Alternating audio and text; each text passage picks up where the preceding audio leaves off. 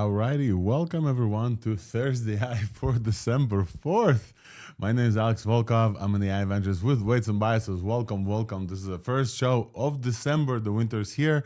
And with me, I have Wolf from Raven Wolf, all the way from Germany. Wolfram, do you have snow?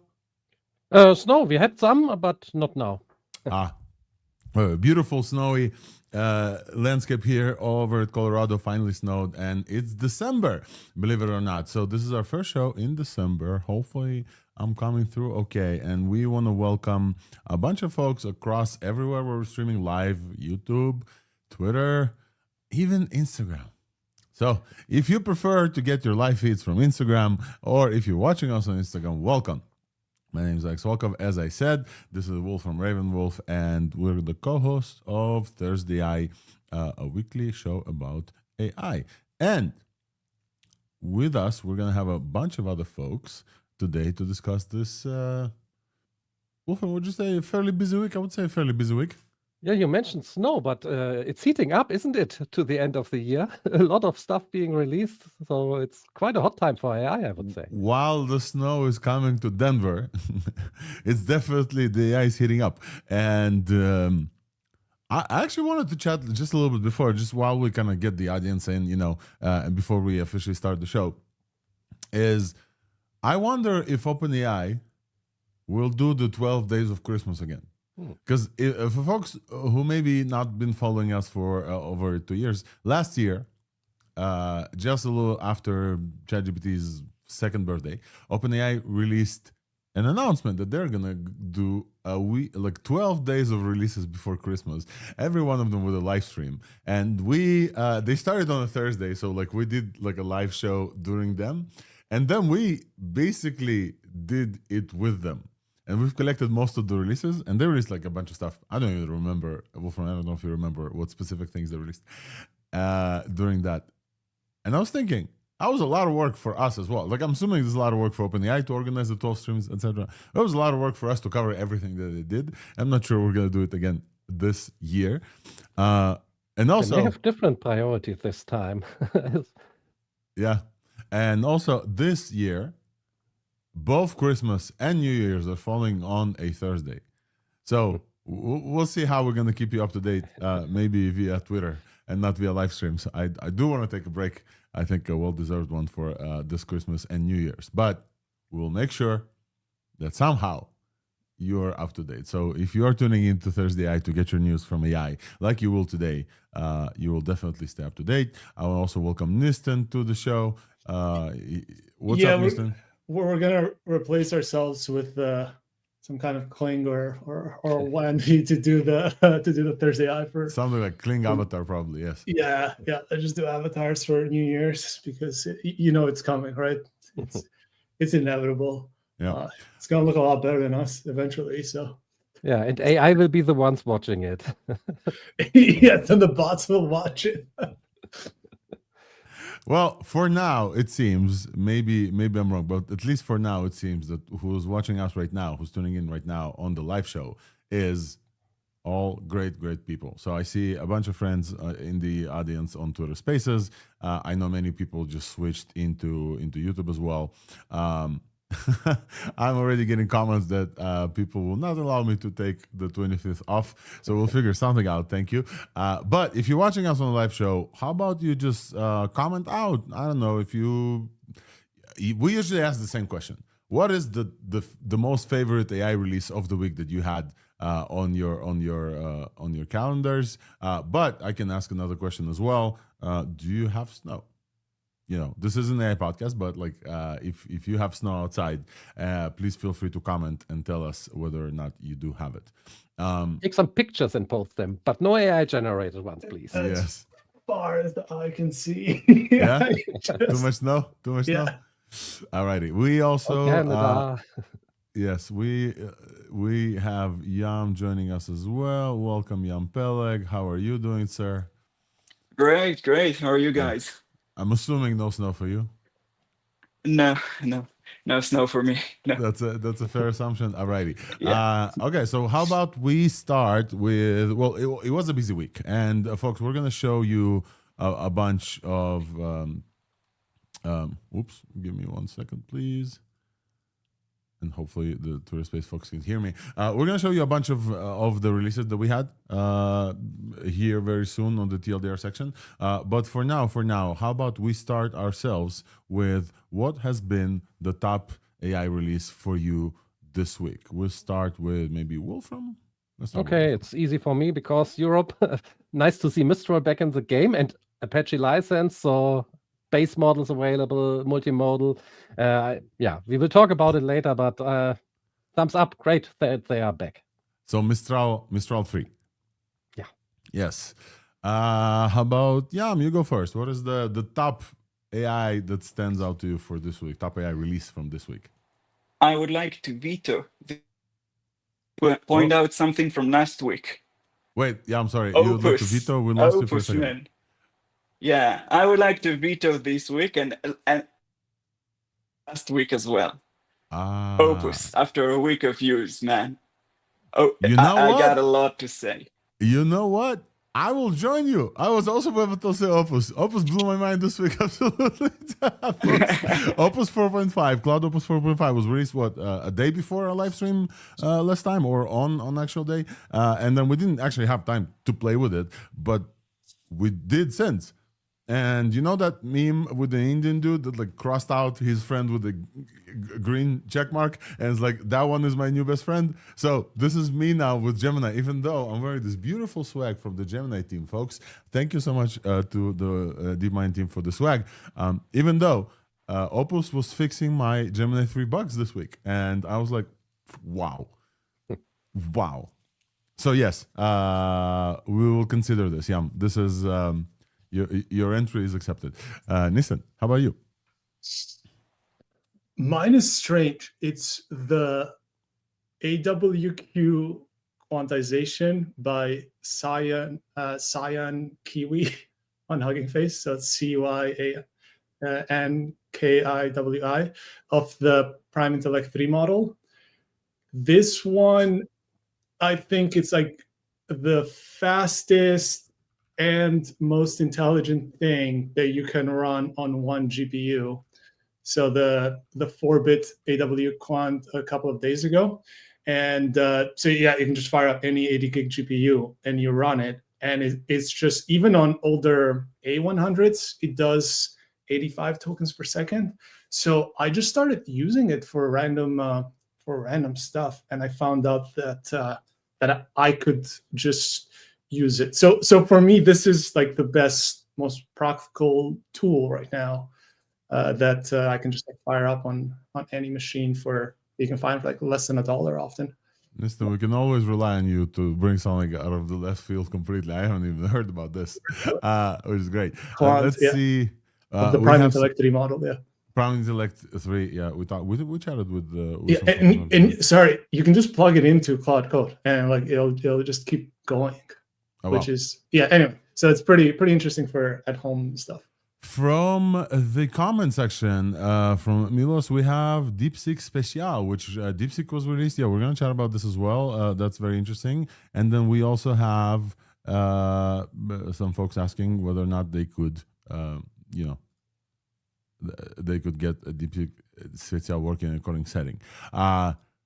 This is not a comment, but hey, we encourage you, if you're on Twitter and listening to us, just repost the stream for us. That'd be great, so that more eyes can see this on the stream. And hopefully, if you are in Twitter Spaces, please give us a thumbs up. It doesn't look like you can comment for some reason. Oh, I know what that is.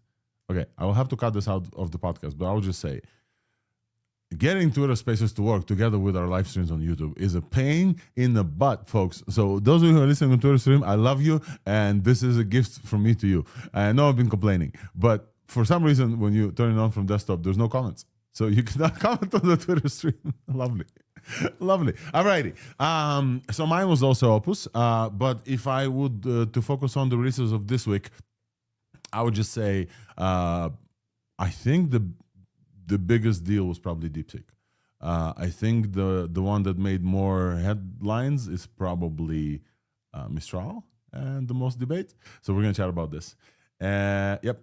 All right, folks. I think it's time for us to start, and we'll run with the TLDR, which we have started to improve, and now the TLDR is all going to be, it's going to be all visual.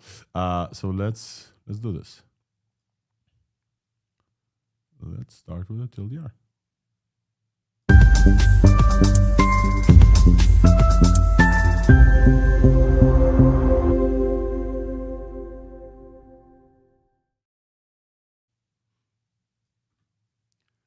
Let me just pull up my beautiful nano generated thing for you guys, right here, and we will share it on the screen.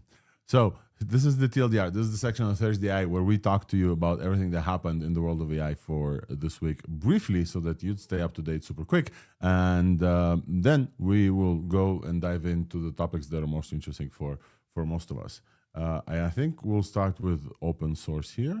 Let me just share. Okay, like this. We'll start with the open source stuff here. Okay, so we'll definitely have to talk about DeepSeek. DeepSeek has been on the radar for a while. Obviously, not only us. And I think DeepSeek V3.2 was already released before as an experimental model, and this time DeepSeek released with DeepSeek V3.2 and also V3.2 Special, or I don't know how to pronounce this. Wolfram, any ideas how to pronounce Special? I think it's Italian. Speciale. Special. Yeah. They're open reasoning first models rivaling GPT-5 and Gemini 3 Pro with gold medal Olympic wins. 685 billion parameters, MOEs with MIT license. We will dive deep into what DeepSeek is, but it's now the second most intelligent open weights model and ranks ahead of Claude 4 and Claude Sonnet 4.5, at least for some stats. So DeepSeek and DeepSeek Special, very good benchmark, very impressive. Not to kind of fall behind them as well, Mistral, the French company, released, well, one of the French AI companies, probably the top one in Europe, I would say. Wolfram will correct me. Released Mistral 3. Yeah. We have covered Mistral on the show ad nauseum. Every release we pretty much like follow up with them. 2 releases this week. Mistral Large. It's a 670 billion parameter MOE, so bigger than DeepSeek, right? But almost the same size. 685 on DeepSeek, 675 on Mistral, with only 41 billion parameter active. 250,000 context window, and apparently only trained on their smaller cluster. There has been some debate about how well this model does. It's not a reasoning model, it's an instruction model. And then they also released Mistral, which is their version of the minis. Mistral 3B, 8B, and 14B. No longer 7B, Mistral 8B. They are multimodal for the first time, I think, for Mistral. And then they're doing pretty well to run on phones, etc. The 3D runs in the browser with WebGPU and Transformers.js, which is super cool.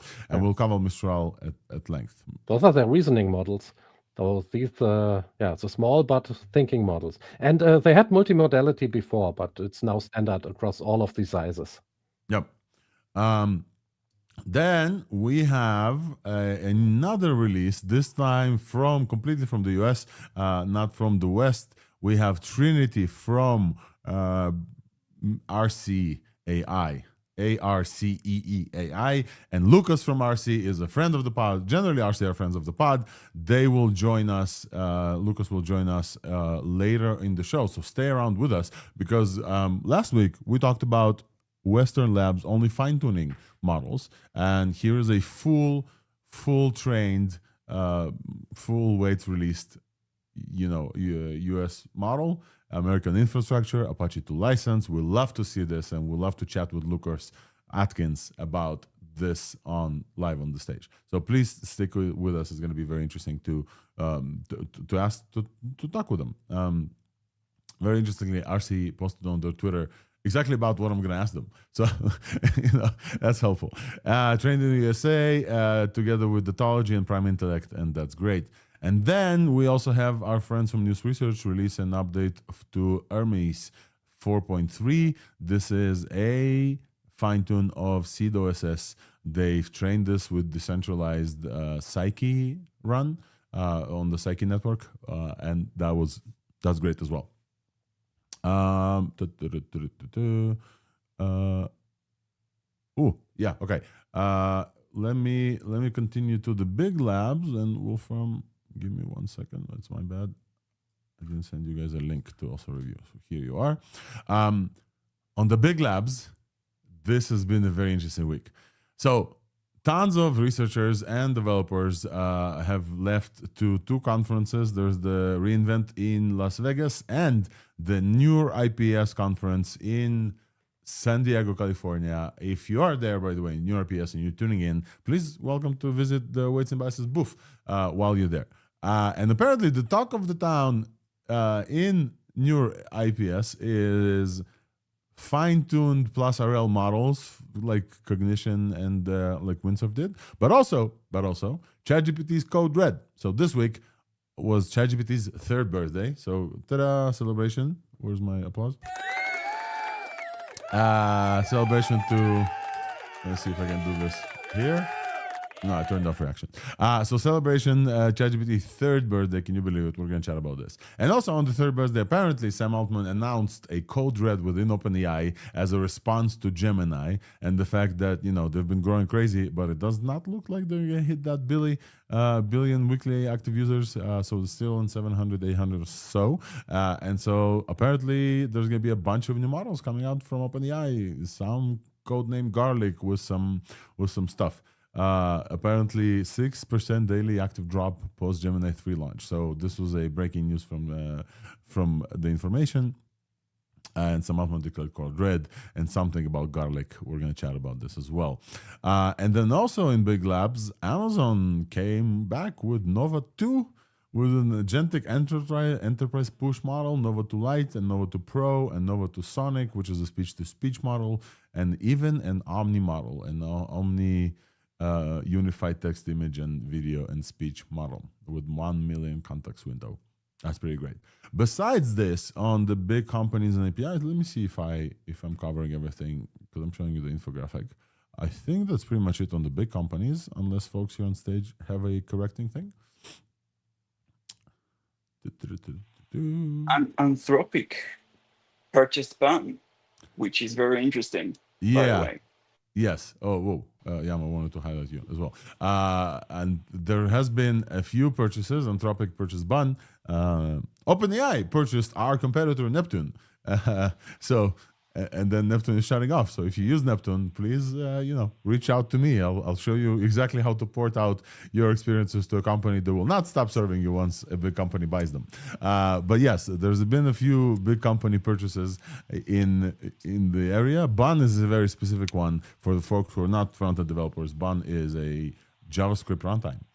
And Anthropic buying them is very interesting. And I saw a bunch of people commenting from like Tailwind and Vue.js, EvanView, and other people like, hey, buy us as well. This is really funny. Alrighty, back to the TLDR super quick. We also have, this week has been absolutely mind-blowing for video generations. We finally know what Whisper Thunder is. Whisper Thunder was Runway's Gen 4.5, which I wasn't able to play with, but supposedly was released. We told you Whisper Thunder is this code name of a video model that supposedly is better than VO3 and beats it on the ELO scores on artificial analysis.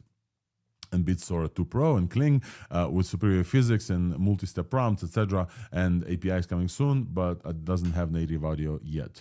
And then Kling is on a roll this week, folks. Kling, I forget the exact Chinese lab that runs Kling. I think it's just Kling, but maybe you guys can look it up super quick. They are releasing a new release every week, including one today. So there's been 4 overall, but Kling Video 2.6 is the main one. It's a native audio generation in a video generation. So I think the first one out of the Chinese labs. It's not open source, but it is 1080p up to 10 seconds with native audio and synced lips and multi-character dialogue. It's pretty cool, and it's cheaper than the previous Kling. ByteDance also followed up and released a update to their Seedream image generation with multi references and multilingual text. And Wolfram is saying Kling is Kaishu Technologies Lab. Yep. So not like a huge, probably a big company in China, but like not like Alibaba or Tencent on one of those.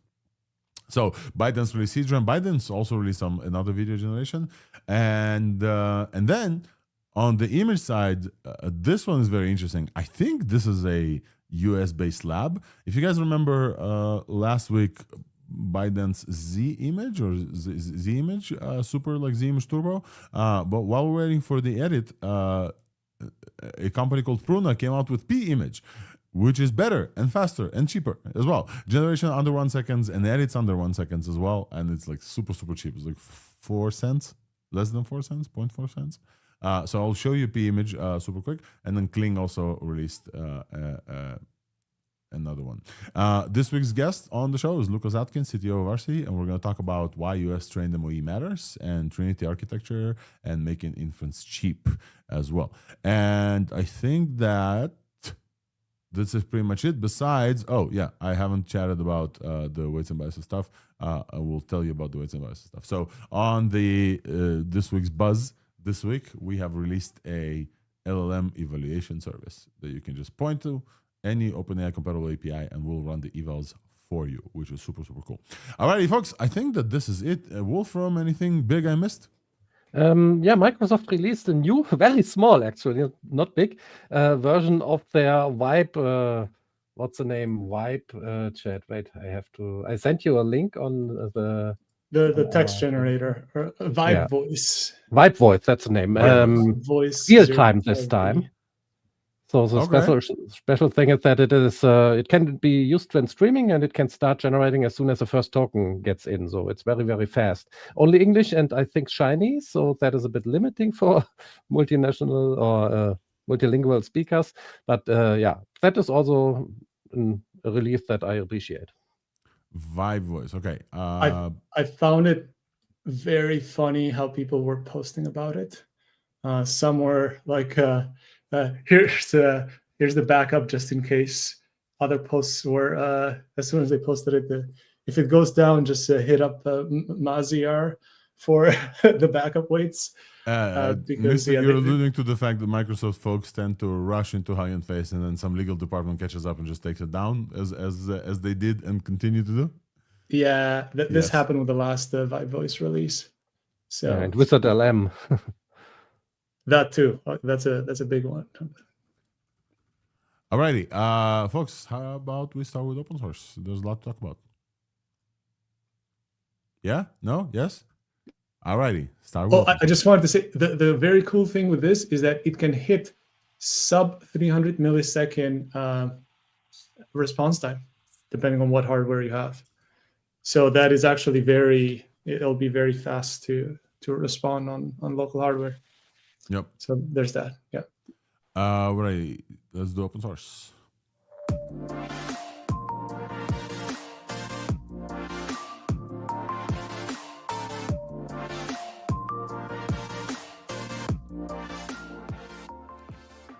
Open source AI. Let's get it started. We are back with the open source corner, and the first thing that we have to chat about, obviously, is DeepSeek. DeepSeek, the whale is back, folks, with a banger release. I wouldn't say that we've seen a release from DeepSeek at the scale of DeepSeek R1 from last year. But since then, DeepSeek has continued to innovate and continued to send us updates to their models. We had the math model, and they're focusing on math as well. And then DeepSeek V2 experimental was already a thing, and now DeepSeek is releasing an update to their DeepSeek V3.2 and a new model called V3.2 Special.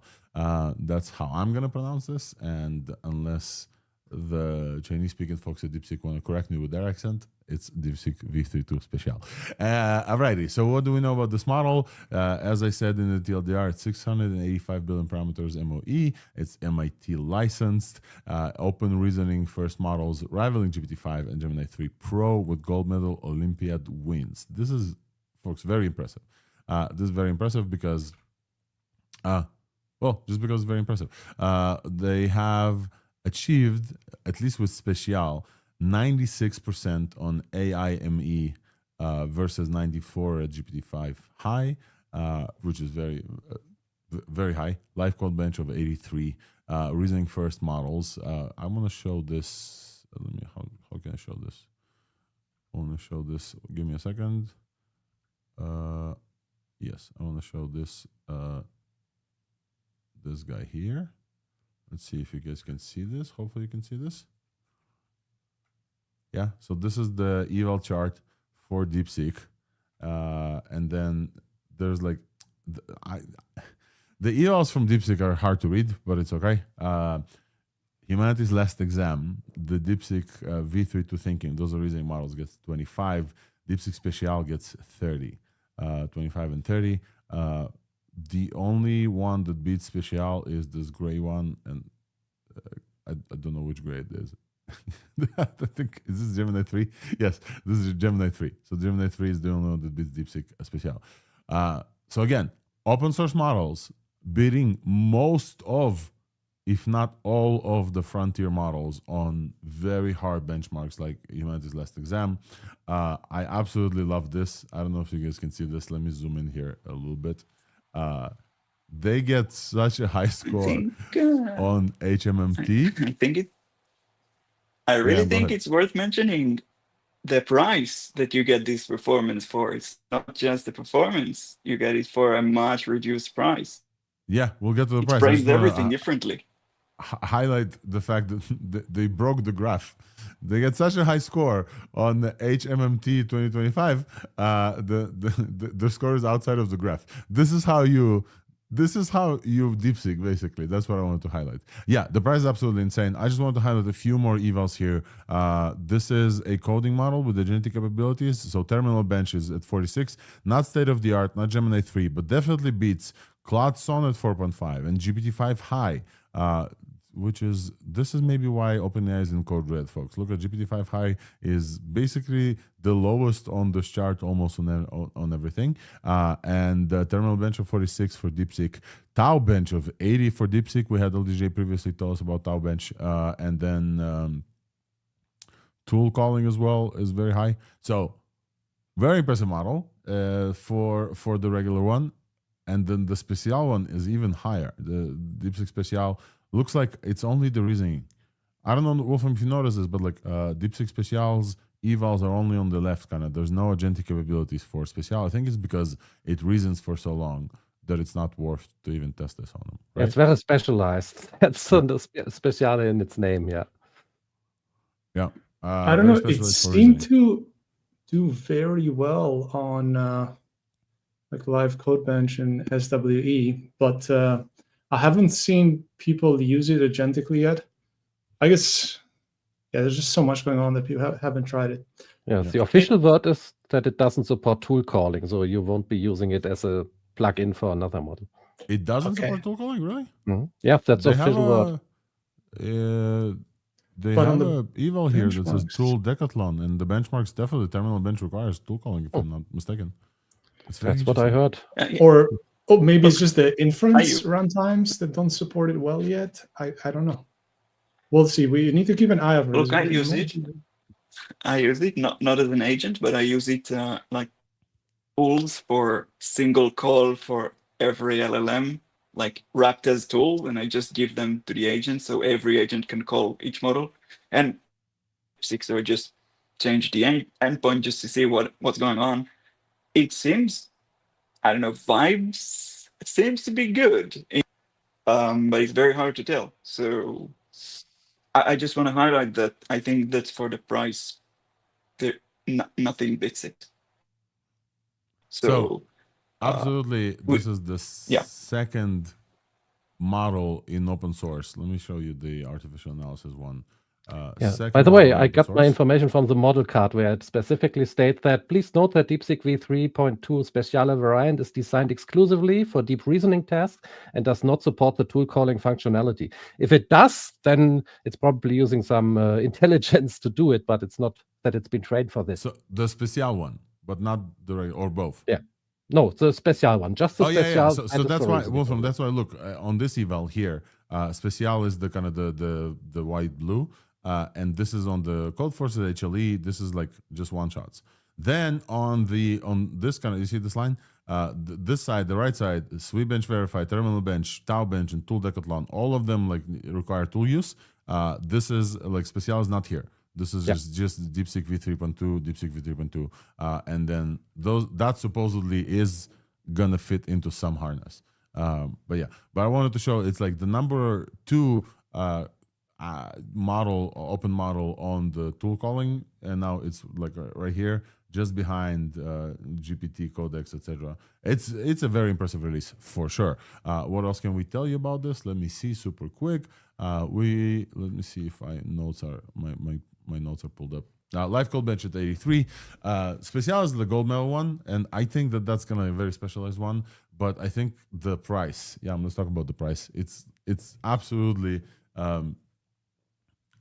absolutely ridiculous for the price. Let me see if I have the price here.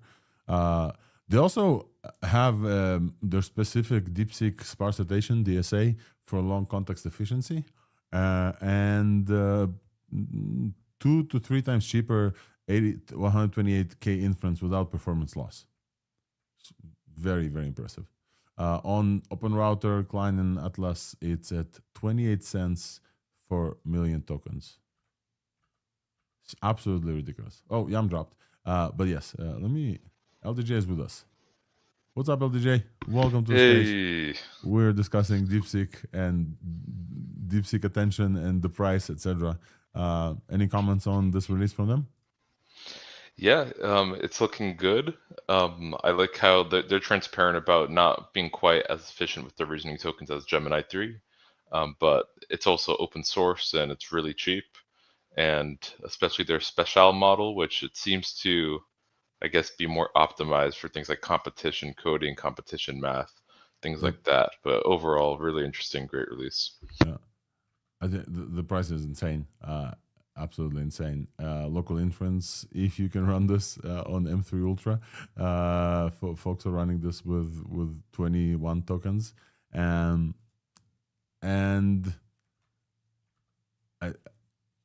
I think that since R1 was released, folks have been waiting for something like that from DeepSeek, and nothing like that came, right?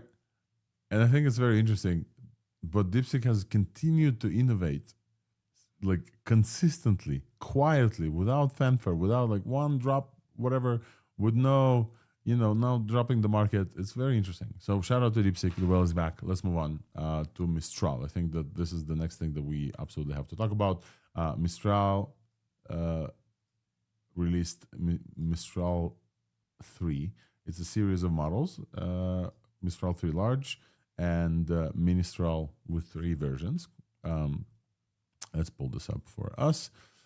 So Mistral from France, company that we remember got one of the highest seed rounds when they just started.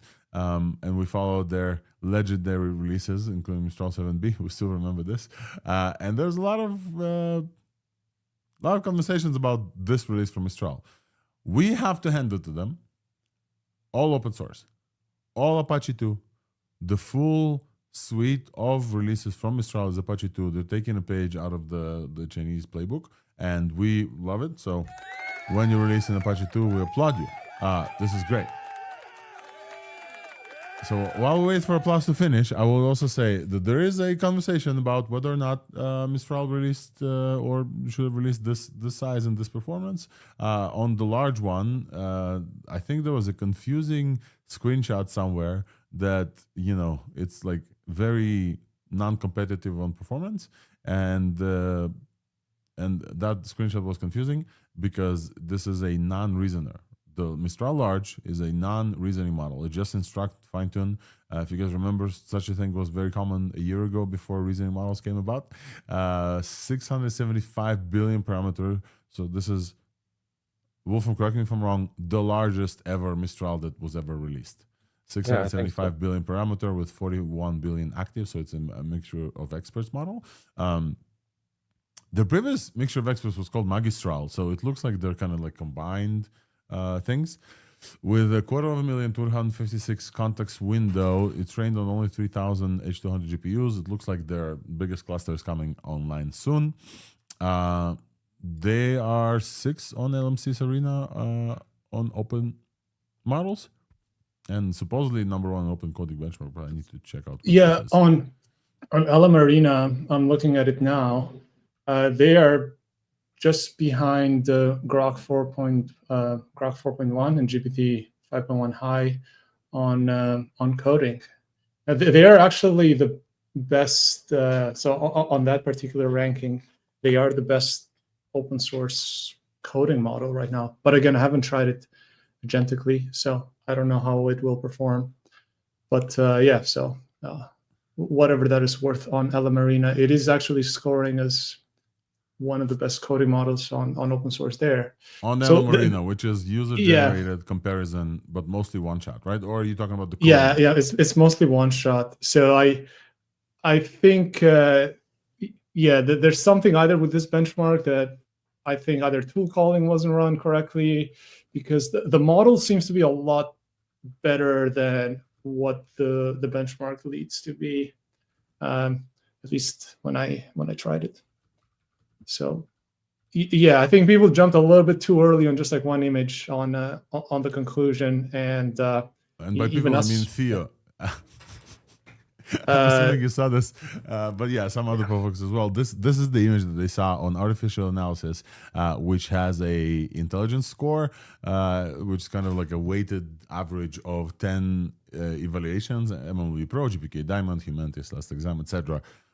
Mistral Large 3 is I don't even know how far down the line here they are, and what the folks from Hugging Face is calling out, that this is the only 2 models that are on this list that are non-reasoning. There's this light bulb thingy that artificial analysis shows when it's a reasoning model, and so Mistral Large 3 is supposedly like very much behind. Why can't I zoom out?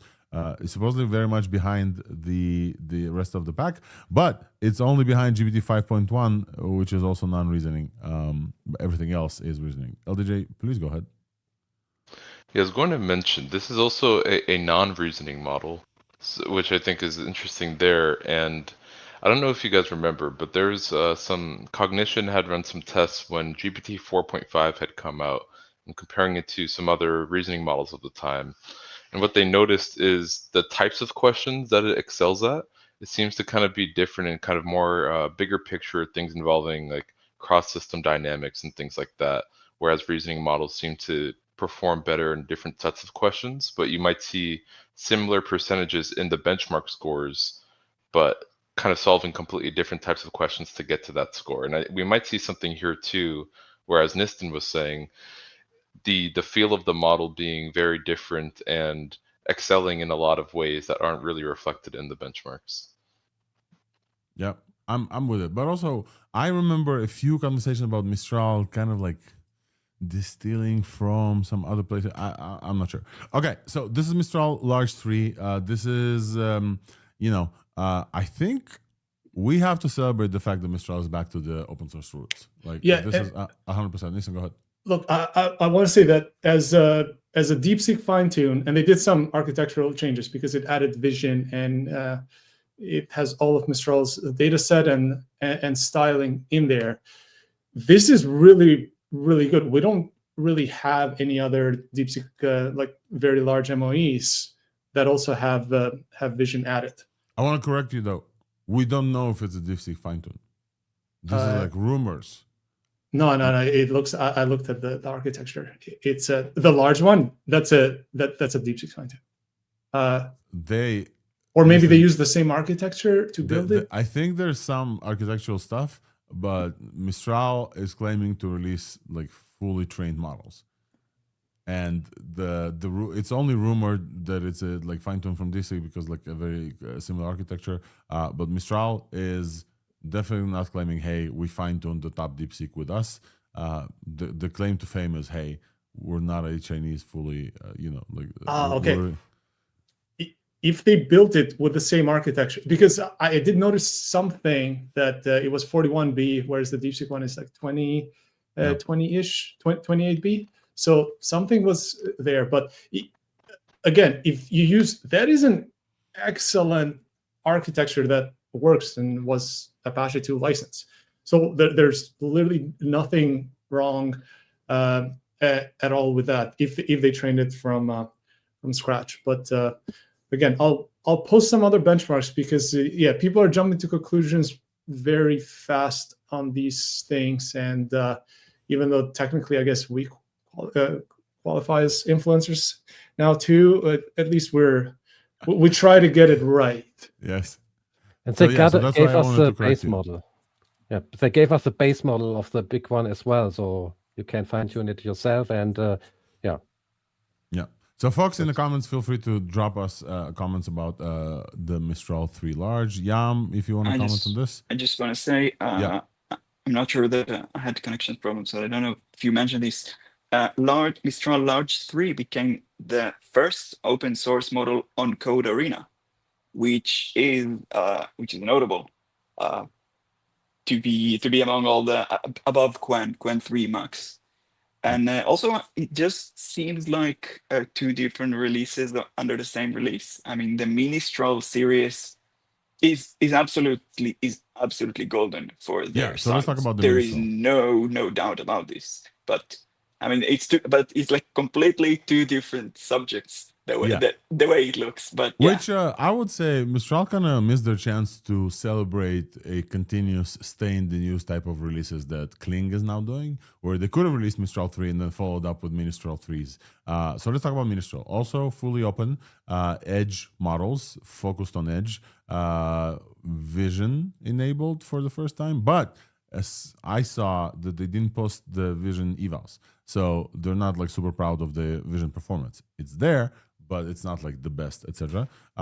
But it is a series of small models, Mistral 3B, 8B, and 14B, great for fine-tuning and running some stuff. I know a lot of people are very excited about those. Jan, what gets you going about these? What is interesting about the small ones? They are powerful, and you can run them on edge. They support vision. Look, it's very hard to claim that they are the best for their size because there are so many models at this point, but I think it's fair to say that they might be the best for their size. They are, without a doubt, extremely powerful models for their size, to the point where I'm not sure that most people realize how significant that is, because you think, you feel, and like you have this feeling that a small model is probably just not smart enough for most of the things, but for many day-to-day use cases, think what exactly do you do with models? Not the hardest thing that you do. Everyone has their own hardest task, but what was like the 80% of the things that you do, you just need, I don't know, on the spot, like pull out your phone and correct the grammar right formally or something. These models are extremely good for this, and they will run on edge on your phone. That's huge. That's huge. It's like a huge thing that we get for free, and for free. It's Apache 2. Yes. And yeah, it's absolutely. And I just want to say that it's very hard to compare. It's very easy to compare Mistral to OpenAI, to Google, to Anthropic, but the real comparison here, in my opinion, should be to Quen and DeepSeek, to the open source guys. Yeah, if you spend a lot on a model, it's gonna be a very good model. But at the end of the day, if you also release it open source, so let's compare it to the open source guys. And yeah, I mean, it's great to see that Mistral is back, or never left, you can say.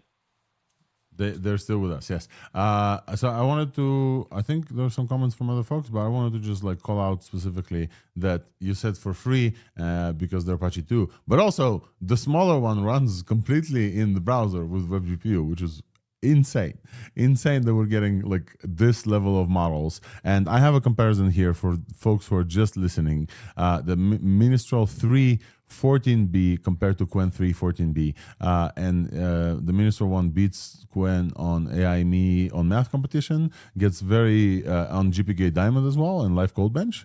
So these do look like the top small models at this point as well. Congrats to Mistral. And also the 3B here is compared to Qwen 3VL 8B. So like the 3 billion. Oh no, sorry, this is Mistral 3 8B. Yeah. So the 8B compared to 8B, 3B compared to 4B, and they're very competitive with Qwen, which is a great lab. As you guys know, we love Qwen here. We chatted with Qwen a bunch, and these models are standing on their own. So shout out to Mistral for the small releases. Wolfram, anything from you on the multilingual side as well? I think there's like some call outs on the European side. Would love to hear how proud of you of your European counterparts, despite the fact that they're French.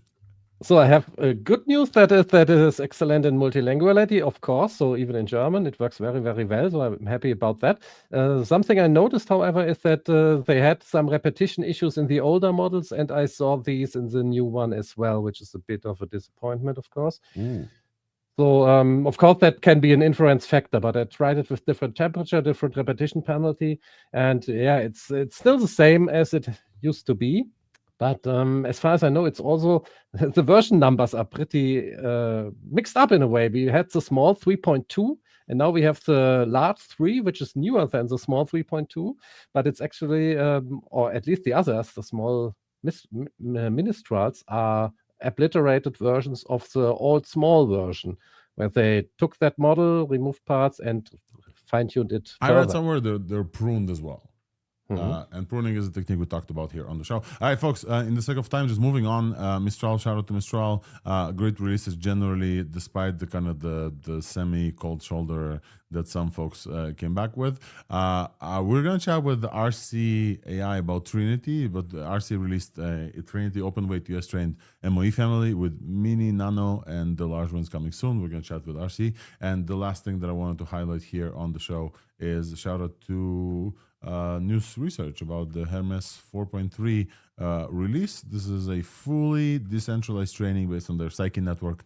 You can usually follow this. Decentralized, we chatted with news research about decentralized training. Basically, a bunch of GPUs from all around the world all getting together to train these models. This is a difficult task. They had to build their own optimizer for this together with Kingwa. And I think they released a paper on this. So this is the first fully trained big model MOE on Psyche network, 520K context window, and I don't think that one beats any other things. I haven't seen from news research kind of like hey, we fine tune a base model better than anybody else for a while now, but now with Mistral maybe they can. Well, it's better on the refusal benchmark. Yeah, that's true. Righty, so I think we're moving on to so RC Trinity is something that we'll definitely cover later, folks. I think it's time to move on to bigger labs because we also have a chat with Lucas coming up, and there's a bunch of video models to cover, a bunch of image models to cover, and also this week's was from Weights and Biases in a few minutes. So let's talk about OpenAI Code Red. Have you guys heard about this? Sam Altman announcing information leaked that Sam Altman announced Code Red across the company with and here's the rationale. So first of all, let's say the context is it's been 3 years of ChatGPT, or third birthday from ChatGPT, so like 2 years of ChatGPT. Is that am I being very dumb? Like I know, like I haven't slept enough. ChatGPT was released at November 2022. 2022, right? So 3 years. 3 years. Yeah, exactly. Oh. Yeah. It could have been 4, but it's close enough. Yeah. So 3 years of ChatGPT that came in and changed, I think, all our lives, and is continuously affecting 1/10 of world population's life on a weekly basis. I think the numbers they claim is around 700 to 800 million active users. So congratulations, ChatGPT, on the 3rd birthday. Definitely affected my life very, very significantly, as most of us. And in this week, OpenAI declares code red. I think I have an alarm sound somewhere. Not this one. Because apparently, according to the information leak, they saw a 6% daily active user drop post Gemini 3 launch, because Gemini 3 launch was dope. And I'm representing them with this beautiful hoodie that they sent me. And what does code red mean? Apparently, all side projects and apparently ads or side projects are paused. Shopping bots are paused. Assistants, etc. Work on additional stuff is paused. They have daily war rooms. They're going into focus mode with speed and personalization. I want to say that I'm having constant conversations with my girlfriend. And actually, one thing I want to call out in the context of the birthday thing, multiple evenings we now find ourselves both working. And we're sitting side by side with laptops, and we both talk to our individual AIs and kind of like, I'm coding, she's like working with like other AI agents. This is not the future I was imagining like 3 years ago, but all right. And she continues to complain about GPT. And so Gemini definitely stepped in, and OpenAI needs to catch up, because some people are kind of getting tired-ish from the OpenAI stuff. So that's very interesting. So in response to this, what happens in response to this? The information said that there's a secret project called Garlic. Apparently Sam Altman loves the stuff, including smelling of it in some meetings in YC. There's some stories. But also they have a new LLM in development. Internal test looks like it beats Gemini and Claude 4.5 on coding and reasoning, and it's a like much more efficient one, and it's targeting GPT 5.2 in early 2026. But also there's some other models as well. Folks, comments on this code red situation, comments on whether or not OpenAI is catching up. LDJ, go first, and then Wolfram. Yeah, I know we're usually not in the business of rumors and stuff, but since we're on this point, I think it's maybe worth noting the same journalists also reported that allegedly OpenAI is planning to release a Gemini 3 competitor next week. So if that actually happens, that'll be interesting. And apparently, which is not Garlic, which is not the kind of the upcoming. I guess whatever. so. Yeah. Because that one is like scheduled for 2026. Yeah, we're not usually in the business of rumors, but when it's like coming, yes. And also, next week is the 12 days of Christmas.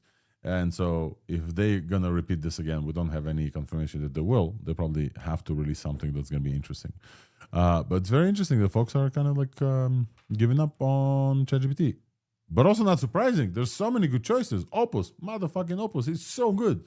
It's so good. Folks, Opus is my new prompt writer. I will just say, all of the infographics that you guys see here, I am not even trying to write these prompts. Like, this is insane. Look at this. The amount of information for Nano Banana is written out in the prompt like directly, and this is distilled by another LLM. I'm not even trying to like tell it, hey, put garlic here, put this like alarm here. No. And I tried them with ChatGPT, and they weren't that good. And Opus is an incredible prompt writer. So obviously there's choices for folks, and obviously OpenAI needs to catch up. So I understand the code red. Wolfram, you had a comment as well. Yeah, I think there are two groups. There are the technical people like us, and we know Opus, and we use Opus. For me, it's my second favorite model right behind Gemini, and it's very, very close. But remember when GPT 5.1 came out, I was a bit disappointed with it. Yeah, and you were. I still am. I still use ChatGPT on a daily basis, I think, but I'm using Gemini much more, and Opus even more. And that is the technical part, but I'm seeing the same in the non-technical part. My wife, my mother, they are all using Gemini now, and they don't even know what Opus is, because Gemini, you get it with your phone. My mother got a Pixel phone. She has it on it as this. She uses it all the time. Then you have Nano Banana, which also got a lot of people excited, and they found out how to use it. Incredible. Just incredible. Yeah. So go ahead. So they have that as well. And it's just everywhere. You have Google search where you get a lot of Gemini use. I think a lot of people are using Gemini without knowing it's Gemini. And it's free. Even my little child, 8 years old, is using I probably shouldn't say it, but they are using the Gemini Google AI Studio. Yeah, the Google AI Studio where you can create games. He's creating games that way. And it's free. You just need a Google account. So in the end, it is the best intelligence you can have for free for a lot of people, while for OpenAI you have to sign up. And they have the name, they have the first mover advantage, but the difference in the model is so small that most people are just going for where they can get it cheaper and where they can get it easier. I think even a better model wouldn't change this. And the 4.0 controversy, I think that is also important to consider, that a lot of people loved ChatGPT 4.0 on the web interface, and they removed it, then they brought it back due to complaints, but they already told about sunsetting it, and I think a lot of people are also disappointed with the new one and are considering other options. So yeah, it's hard for them right now to have something much better. And they've tried to bring back some of the personality with GPT 5.1, that 4.0 charm, and I don't think it landed well with some folks. Like, I definitely see that it didn't land. Yeah, go ahead. Yeah, I just want to say this is coming. We're not in the business of rumors, but this is coming on the background of a rumor that the 4.5 pre-training run was disastrous, and OpenAI didn't have a base pre-training run for a long time, longer than we thought. There is a rumor spreading around mainstream media about this. I don't know if it's true or not, but this might explain some things. However, I think that the vast majority of people, just like you're saying, will just use the default model. You can get a very powerful model on ChatGPT, but the vast majority of people don't even know that you can change a model. And again, it's useful to take numbers into consideration. OpenAI is still leading the market on like a huge margin at this point. And again, the app ChatGPT is just useful. I'm using ChatGPT all the time. Not even, I do use the powerful models for specific use cases, but it just works. It just works. I many times I just fire ChatGPT and just do the thing that I need to do because it just works. Even if I know that there is a better model for the thing that I'm doing, because it just works. It syncs between your computer, between your smartphone. Yeah, the other apps are doing it too, but it's just not as polished. And I think that changes.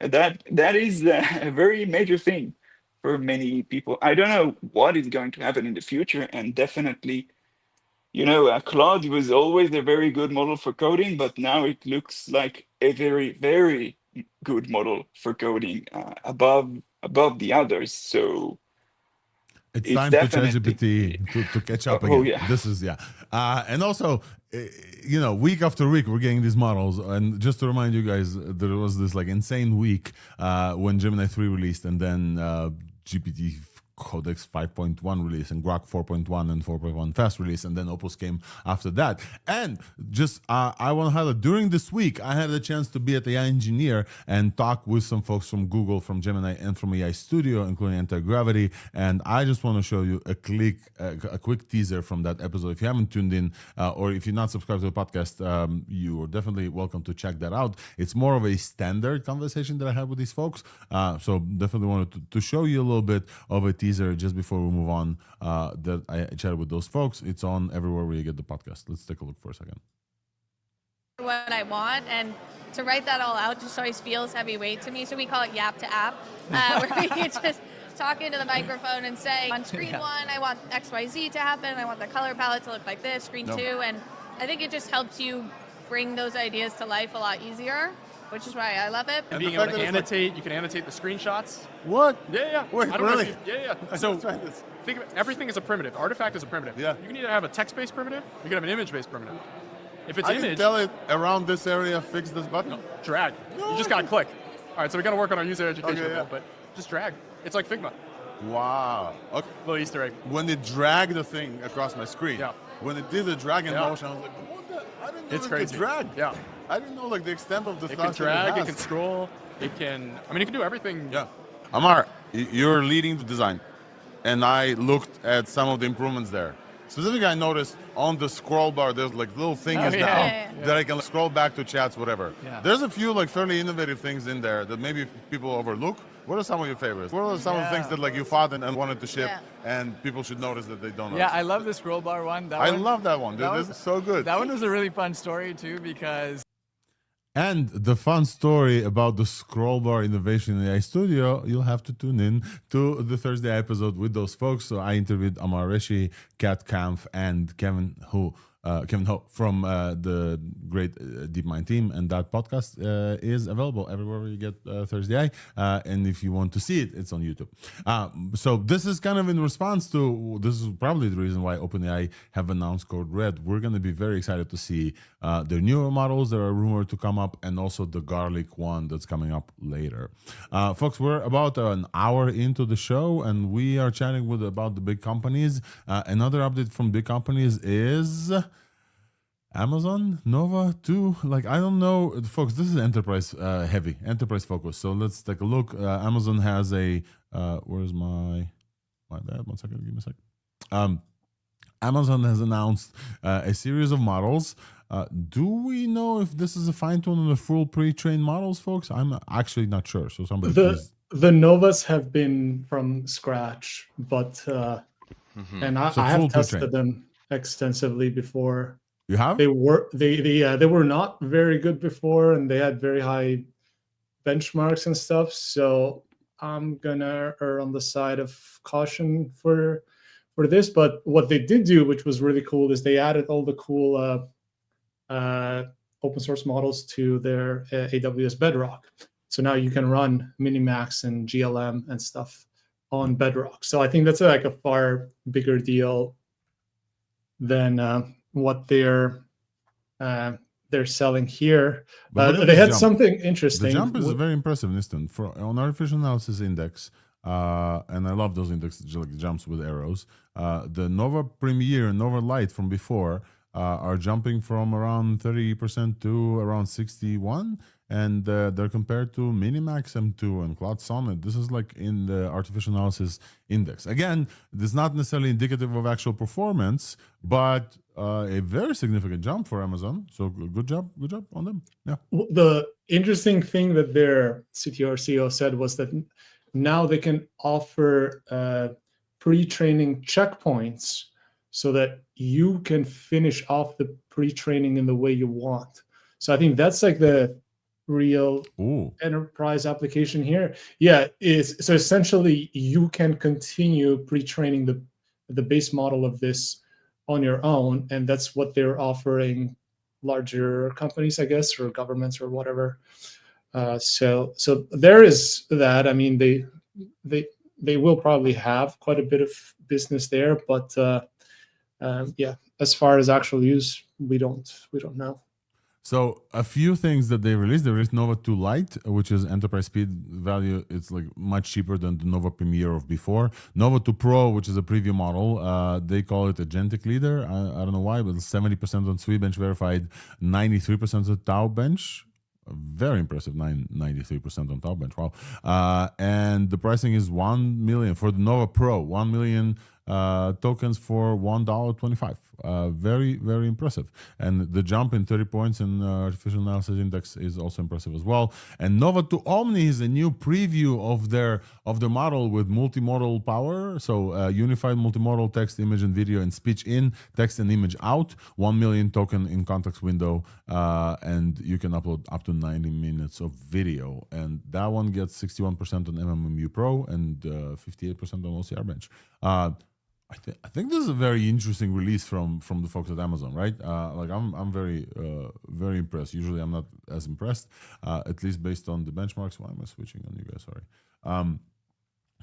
Anything else about this model? Oh yeah, and then Nova 2 Sonic is a speech-to-speech model from Amazon, and it's second on Big Bench Audio. And speech-to-speech is very important for enterprise folks who are building chatbots and kind of like call centers, etc. And we have a question here that folks are asking: is that free or paid? These days, there's no free lunch. This is an Amazon model. It's paid, but it's cheaper, significantly cheaper than the previous competitors. Other folks want to comment on some of the Amazon releases? Do you have anything about these? I think it's interesting. Like you said, it's an impressive jump if true. I think we need to see how people actually end up incorporating into use cases and see how good it does there. But overall, if it all pans out, then it's really impressive coming from Amazon. Yeah, and I would just also want to show this guy that this is the benchmark table with Nova 2 Lite, which is like the smaller version of which is comparing to Gemini 2.5 Flash. And again, we didn't get three Flash yet. Gemini 5 Mini and Haiku 4.5, and they are beating some of these models with the smaller model, some of the smaller models on a few benchmarks like AI Me and Multi Challenge. I'm looking at multimodal reception is very impressive as well. Taubench Telecom and Retail Verified. So it looks like Amazon like focusing on Taubench specifically. And LJ, as you reminded us before, Taubench is specifically kind of like real world tasks that enterprises would like to continue to build. I think shout out to Amazon, basically, folks. I think it's time for this week's box super quick before I interview with Lucas from RC, and we have to talk about a bunch of video stuff as well. But as a reminder, this show is sponsored solely by What's Ambassadors from CoreWeave, and they are a great partner in building the show, obviously, and. Well, actually, they're not only a sponsor, I also work for them. So besides this, this week's Buzz is a corner where I tell you a little bit about ours and our releases and the cool stuff. And this week we have a very cool one. So let's go. This week's Buzz.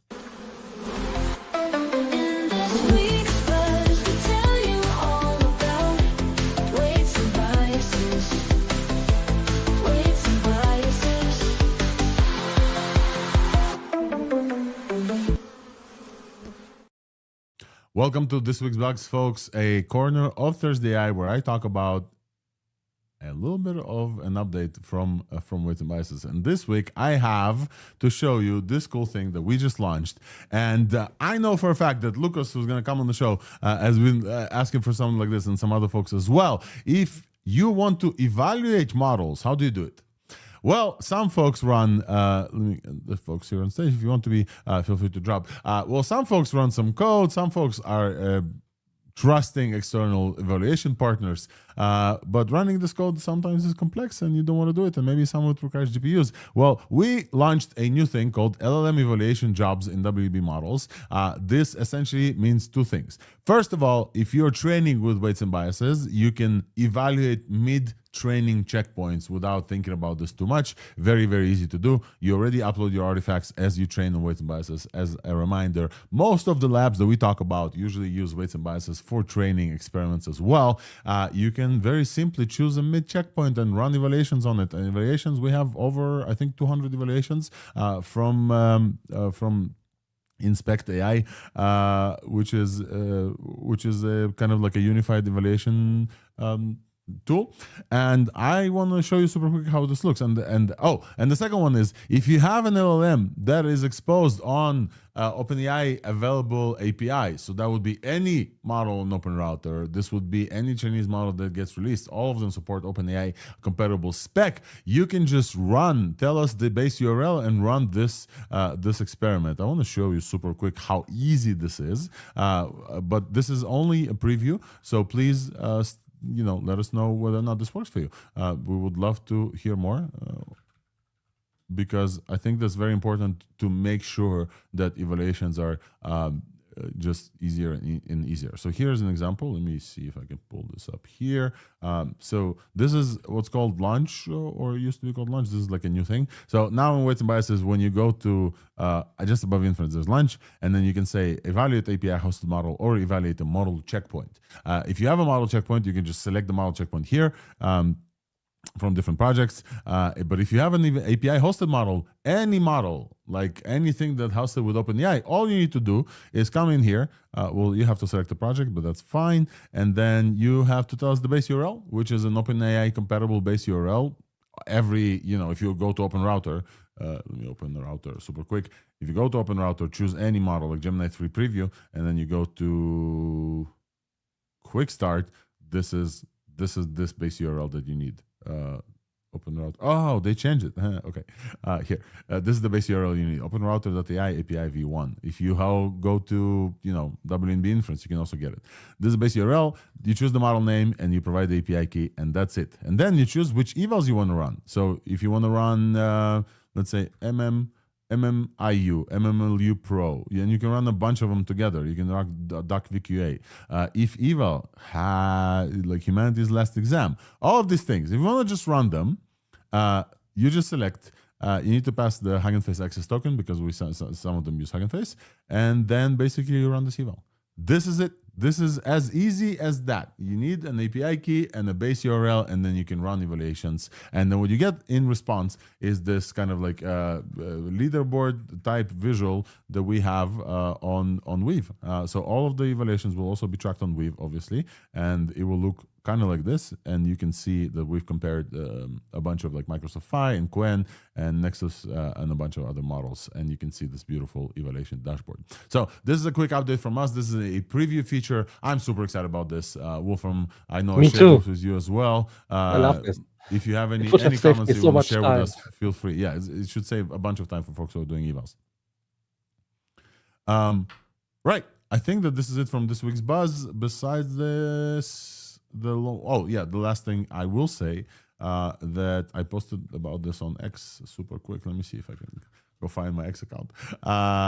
That our competitors are dropping like flies and they're getting purchased by bigger companies and they stopped their services. So let me see if I have this here.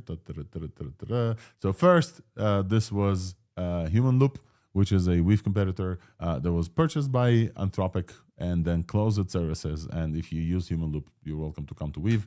And now it is Neptune AI. So congratulations to Neptune AI for getting acquired by OpenAI. Very, very impressive. Neptune has been used by a bunch of companies, and now Neptune is shutting down their services because all they're going to do is work for OpenAI. So if you're a Neptune customer, we have a super easy script for you to import Neptune stuff into Weights and Biases. Like it's really that easy. Just go in here, you click this guy, and then this is like, that's all you need to run. You load the exports, Neptune exporter load into 1B, and that's it. And I would like to call out that we were already acquired, and we're still here. And we're continuing to be here. We're dedicated to make sure that your experiments will not stop running. We're dedicated to your LLM use cases will not stop running. So you should choose a company that cares about you and your workflows even after they get acquired. That's all I'm saying. No shade here. It's all beautiful. Like, they probably paid a lot of money for Neptune and they want them to be focused on their mission. That's great. So if you use Neptune, feel free to try out Weights and Biases. And if you don't know how, DM us on Twitter. We're going to help you with the migration. Folks, this has been this week's Buzz. I'm trying to make these not boring. I'm trying to make these not ads. So hopefully this was very interesting to you. And now we're going to move on and chat with Lucas Atkins from RC about US-made full pre-trains. And then after this, we're going to move to our multimodal section. We're going to talk about a bunch of video models from this week, a bunch of image models from this week, including a demo that I prepared for you. So let's go.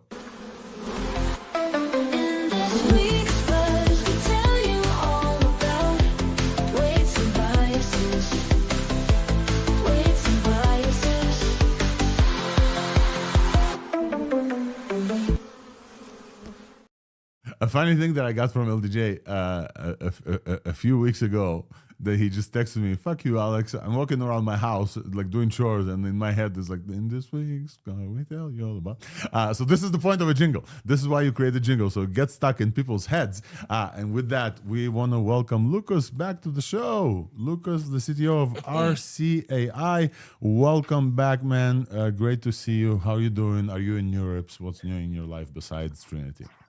Hey, yeah, Alex. Good to be back. Yeah, here at NeurIPS this week. I think I'll be here till Sunday. So yeah, looking forward to it. Yesterday was my first full day. Massive amount of attendees this year. It's like super, super busy. So good chance to meet everyone.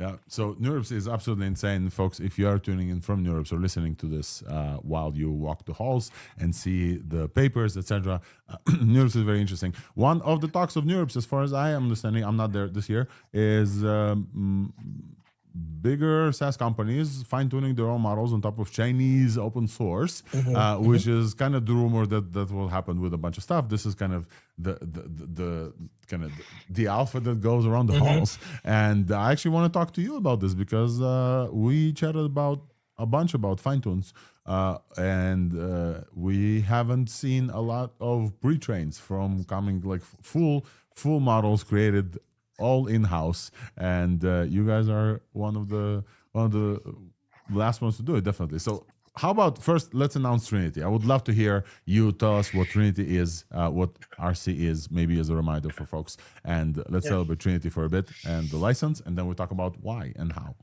That was a sick segue, by the way. Like, that was like super well done. So for those who don't or aren't know or aren't really familiar with RC, we've been around a couple of years, and very much, actually, we're kind of born in the idea of taking like open-weight models and customizing them for enterprises, businesses, developers. And for a while, while Llama was still coming out regularly and competitively from Meta, you could say somewhat competitive, especially if you were like going towards a specific task. But over time, as the models have gotten, especially at the frontier, but even in the open weight world, larger, more capable, starting from like a US checkpoint, especially some that have like weird licenses a la Meta, became a little inefficient and not really performative. You'd be starting from quite a disadvantage. And earlier this year, we kind of had some early experiments with pre-training and kind of trying to demystify the cost around it. And then we trained a 4.5B, released that back in July, and then kind of the rest is history. We realized we could do this, and we wanted to kind of help bring back kind of like fully US-based pre-trained models, especially MOEs, right? Like as you see coming, almost exclusively out of, the Chinese lab. So Trinity is our family of models. That's kind of our first effort in that area. On Monday, we released 2 of them. So Mini, which is our 26B, 3B active, and then we did a preview of our like very tiny, very deep 6B 1B active, which is like an alien species. That thing is like ridiculously hard to train, but like super fun to play with. And then we also announced that these were mostly in an effort to prepare ourselves infrastructure wise, knowledge wise, de-risking wise for Trinity Large, which is training right now, which will be kind of our full leap to a frontier class model. That one will be 420 billion parameters, 13 active. So when is exciting. that coming? Do you have some alpha for us? You said January, right? Something around January?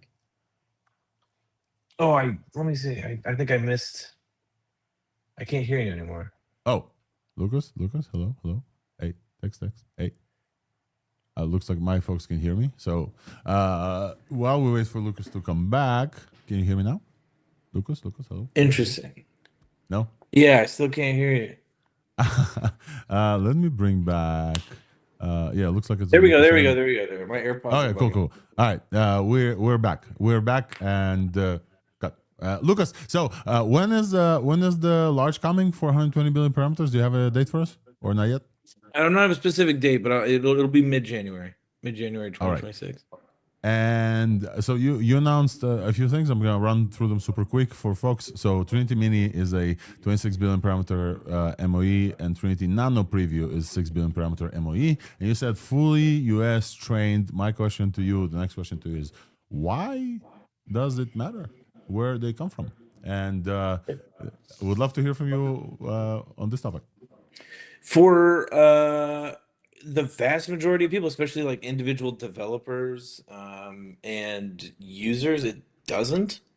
I think that the most important thing, right, is using the best model for your task, whether that comes from China, whether that comes from the United States, whether it's a closed model, open model. But there is a growing portion of companies, especially in the West, especially once you kind of get into the Fortune 500, Fortune 1000 range, where the AI teams want to use the best open model available to train or run without training, but for efficiency gains in-house. And the compliance teams and legal teams are starting to get very, very particular about where that model was trained, where that model is being downloaded from, if they're using an API, where that API is being hosted. And it's slowing down a lot of growth within enterprises. And so it is something that I think is only going to get worse, whether or not I agree with it. I don't. I think some of the politicizing around China versus American AI can be a little hyperbolic. Like, I mean, these labs in China are they're doing unbelievable things. We would not be able to do what we've done without the reports and models that they've released. And I have extreme gratitude and thanks for them. But it is something that I think is going to get worse, whether or not I agree with it. So we thought, we were in a kind of uniquely capable position to help solve for that. Yeah, and it's great to see you guys doing this. Let me just the follow-up question that I have for you, super quick, is you mentioned some diminishing returns hit on post-training on other people's checkpoints. Can you elaborate on this in the blog post that you posted? Yeah, I think it's. I was in another interview yesterday and that came up, and I think there's a little bit of nuance there. It comes down to a couple things, similar to my earlier statement, where like for individual developers or for like a very specific task, the ceiling on those diminishing returns will be rather high. What ends up happening though, when you get into dealing with medium-sized businesses or even enterprises, is you end up having this. At least we at RC did kind of weird job or project timeline where, say, a deal was signed in January to help make a custom model for a specific task, or it was kind of initially talked about in January, and then it was scoped out, and then a deal was signed in March, because these deals take a very long time. And then once you start work in March, maybe it's not fully finished until May or June. And at that point, with how quickly this space is moving, you might be 2 generations behind what the frontier is at.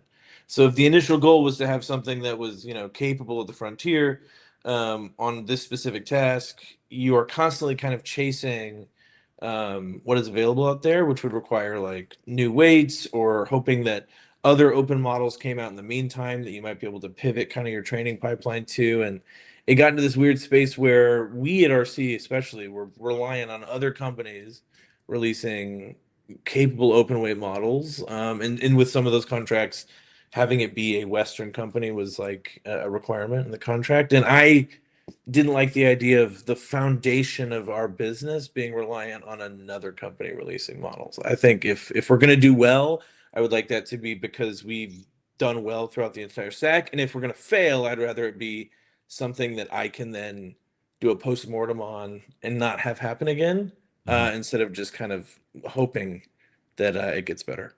Lucas, you also mentioned MOEs specifically, and after AFM 4.5b, which is proof of life, you had like MOEs is hard lesson. Like, tell us about like MOEs, why specifically they're hard to train, and what took to train good ones. It is a weird misconception that MOEs are now they can be and often are cheaper than training a dense model, especially at like that size, but they're definitely not easier.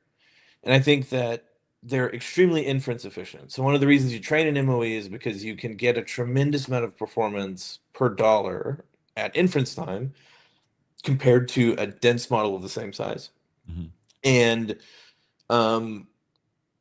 that becomes very, very, very pivotal now in kind of this RL paradigm, where you're doing a tremendous number of rollouts over, on a massive cluster, and you're generating many, many answers to a problem, and trying to teach the model to get better and better and better. It's just the compounding of benefit you get from having a very inference efficient model is extremely high. It's you see I something never like mini. considered this. Let me just Yeah. replay this to you to see if I understand this correctly. So Yep. you're saying MOEs, which have a certain number of active parameters, they're significantly less than the total like dense model, etc., are not only cheaper to run inference and kind of to serve to your customers, but also they're cheaper to then RL fine tune with reinforcement Absolutely. learning. Yeah. I mean, it's because you in the have to exact like same way. Yeah. It's because dude. so say you know, this hasn't been said explicitly, but Minimax M2 came out recently, and their first model, and I'm gonna get the exact number wrong, but I believe it was like 460B 40 something active, and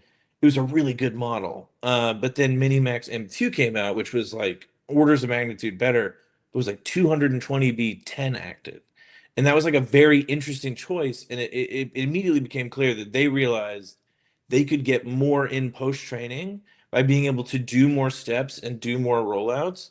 Because in RL, you know, I'm going to simplify this almost too much, but you're basically taking a problem, like a prompt, if you will, in an environment, having the model on VLLM or whatever generate, you know, 8, 16, 32, 64, 128 different answers to that problem. You're grading it somehow with a judge or some kind of verifier. And then rewarding the model based on if any of those were close enough to that reward. So the cheaper and faster you can make those rollouts, the more RL you can do, therefore the more benefit you get. So that makes it an enticing target, right, in this kind of new phase of RL offering such tremendous post-training gains. For the original question, for like pre-training, as you scale up, you are sharding this model across, you know, in our case, right, thousands of GPUs. And if you have 128, 256 experts that are being activated every token, that those tokens have to be sent across many different GPUs in order. And so the training actually becomes like a communication bottleneck. You need to have very fast interconnect between the nodes, between the GPUs themselves. InfiniBand has to be like kind of firing on all cylinders. And then you also kind of just run into the overall tokens per second MFU issue of ensuring that like you are getting enough speed to get through your token budget. So it's a vast simplification, but MOEs are hard to train, but the benefit is like very much worth the risk. That's great, Lucas. I actually learned something I didn't realize until now. And to call out to folks, we have not only an info service, but also because OpenPipe is now part of Weights and Biases, you can do all of that RL fine tuning serverlessly on the CoreWeave. You know, on the core side of things. Speaking of other people that can help you do fine tune and can you help achieve this? You guys didn't do all this alone. You mentioned like 2 partners there. Datology, would love to hear you work with Datology and like what Datology does and how you like got to 10 trillion data sets, something like this. I think you posted. Yeah. And you know, shout out Prime Intellect at any point because we love those guys. Datology is an unbelievable company, and their primary focus is kind of pre-training data in thesis for kind of like enterprises to be able to take their internal data and then rewrite it and synthesize it and curate it in such a way that you can train your own very tiny LLM for drastically cheaper because you can get way more performance per token. And kind of own your weights, very similar to the thesis between all these companies. And we came to them because I knew the team, I liked them, and I basically said, okay, like you're doing all this for enterprise performance per token, whatever. I know your whole thing is like do more with less. I said, what if we could do more with more? And so we've spent the last kind of 6 months kind of building out like this full pre-training, beautiful pre-training corpus. And yeah, Mini and Nano were both on kind of an extension of an improvement on the data set we did for 4.5B, adding a lot of math and code. But over the last month, we spun up roughly 2,100 H100s and generated 10 trillion synthetic pre-training tokens. And then we have another 10 trillion on top of that for a total of 20. So we're super excited. how do you verify the quality of that many tokens? Just like walk me through, like you generate a bunch of stuff. How do you verify that whatever synthetic was generated like makes sense for your training? There's a few ways. I think that the biggest one is um, uh, setting making clear that like this isn't phi style synthetic data where we're like generating from large teacher models and mostly training over like instruction tuned data. So there's less concern there about ensuring that the information from X, Y, and Z model is correct. This is like taking already existing web crawls and rewriting them in such a way that they are easier for a model to learn more from. So verification becomes easier because it's less about having to, go out and prove some like highly, difficult to find scientific proof from a model. It's about, oh, is the answer to this thing or the fact in this piece of text the same as what was in the seed piece of text? So it's a little bit simpler. And then also they do a tremendous number, like beyond the synthetic stuff, everything is like super curated for kind of what you want it to be good at. So there's a tremendous amount of validation that goes into the stack that they've built out truly. I would argue that it probably rivals what you see in a lot of these frontier labs because they're all doing the same thing, by the way. Like every single new model is a tremendous amount of synthetically rewritten text on top of some really high quality data. And then obviously Prime Intellect, huge friends of ours, massive partners, and just kind of RL and compute infrastructure wizards. So right after AFM 4.5b, they reached out and they said like they wanted to help. How can we do this? And they really, especially Sammy and Johannes over at their team, have been like tremendously involved. So while it has our name on it, this is very much a partnership. So shout out to Prime Intellect, especially we also chatted about their like Intellect 3 models that they just like released as well. I mean, that wasn't and a coincidence, right? Like if you're looking at, we're trying to train this big of a model, like you have to do quite a bit of work to make sure that you can RL and MOE at that scale. So I'm very happy that they did the grunt work to make sure that we could do what we need to do. I'll just call out super quick. One of the folks that I've talked to on record at AI Engineer was Will Brown, and he goes deep into RL and RL environments as well. So look forward for that episode when that comes out, folks. Probably come out sometime during the holidays. Lucas, you mentioned big labs, you mentioned from Frontier Labs. This week also Mistral kind of release. It's very interesting for you and Mistral kind of 3 to release on the same week. Would love to hear comments from you on kind of what's going on over there and how their performance is happening. And they're releasing like basically also Western fully pre-trained base models as well. What's your take on Mistral generally right now after the heydays of open source Mistral 7B and whatever, and now where they at and they came back fully to Apache 2? General feedback would be great. Any spicy takes that you want to share with us also would be very welcome. No, as far as spicy takes, I have tremendous gratitude for Mistral. I mean, I think there's a lot of people who are in, maybe not even just listening to this podcast, but are members of kind of the main team here who very much got into open source AI because of what Mistral did and the way that they kind of catalyzed this fire that kind of ignited in a lot of people who are now like actively working. Like most of my team are members or like self-taught kind of like research engineers who kind of come from the open source AI world, and Mistral is a major reason that was even possible. As far as like Mistral 3, I think I'm interested to learn more. I think what's kind of come out is in like their legal docs, they've noted that the Mistral 3, at least the mini one, 3B, was like pruned from Mistral 23B or 24B. So I'm super interested in that because pruning there's a kind of an open debate right now of like, should you always start from scratch or should you initialize from like a previous model and train further? And the Mistral Large looks fantastic. I mean, that is great. It's very much DeepSeek architecture.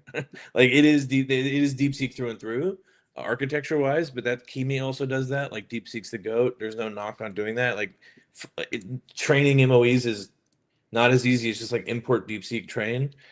It looks good. I'm super stoked. And being in NeurIPS and kind of dealing with the launch from many. Haven't really had a chance to play around with it a lot, but I don't really see them as like a super big competitor for us. We're mainly focused on like, hey, we want to like do the US and America proud and kind of really push for that. So I have nothing in my mind except making sure Trinity does everything we need it to over the next couple months.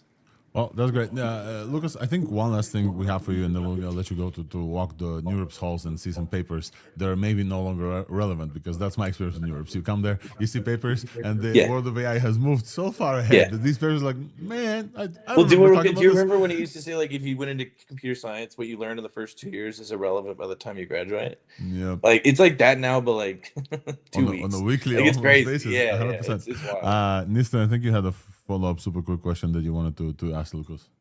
Yeah, because I saw you guys are training with 2,000 GPUs now. I can't hear you. You can't hear Lucas? Lucas, can you hear me? I can hear you, yeah. But you can't hear Nistan. That's interesting. Okay. I will relay Nistan's question. I see your question. Is it the same one about the 3B? Yeah. So his question is, wait, hold on, Lucas. Nistan, can you ask it fully, and then Lucas will answer it this way. I'll stitch it together. It's gonna be dope. Yeah. Just have him answer it. Just have him answer whatever he wants. Yeah. All right. Well, okay, Lucas. The question is, what are the challenges that are coming with training on 2,000 B300 GPUs? So challenges are a lot of the kernels that exist from Chinese labs in the US are for a Hopper. So a lot of work has had to be. We've had to do a lot of work in order to get the performance uplift that is like claimed and possible with Blackwell that is not for free. There's like quite a lot of background work that has to go in there. And the other one, which was an interesting find, and we'll have more about this in our tech report, is when we were kind of designing the shape for large, we noticed we were comparing it to a lot of like Chemi, GLM, and like DeepSeek, Quen, and trying to have a similar number of experts and layers and similar kind of width and shape. And what ended up happening was we were not getting as good of performance on Blackwell as we were on Hopper with those architectures. And we realized that, they might not have settled on these shapes because in their ablations, they were like the perfect MOE shape. They settled on that because using their H800s, that was the most optimal shape for those machines. And that there's likely a much more optimal shape for the newer Blackwell, and there will be for what comes after that. So it was a very interesting. It was a little scary for us because it was like the first time going into this where we didn't have kind of like a blueprint kind of for what to do. We kind of had to make our own way. So while the shape ultimately is still in the realm of those models, like there's quite a few changes that we had to do.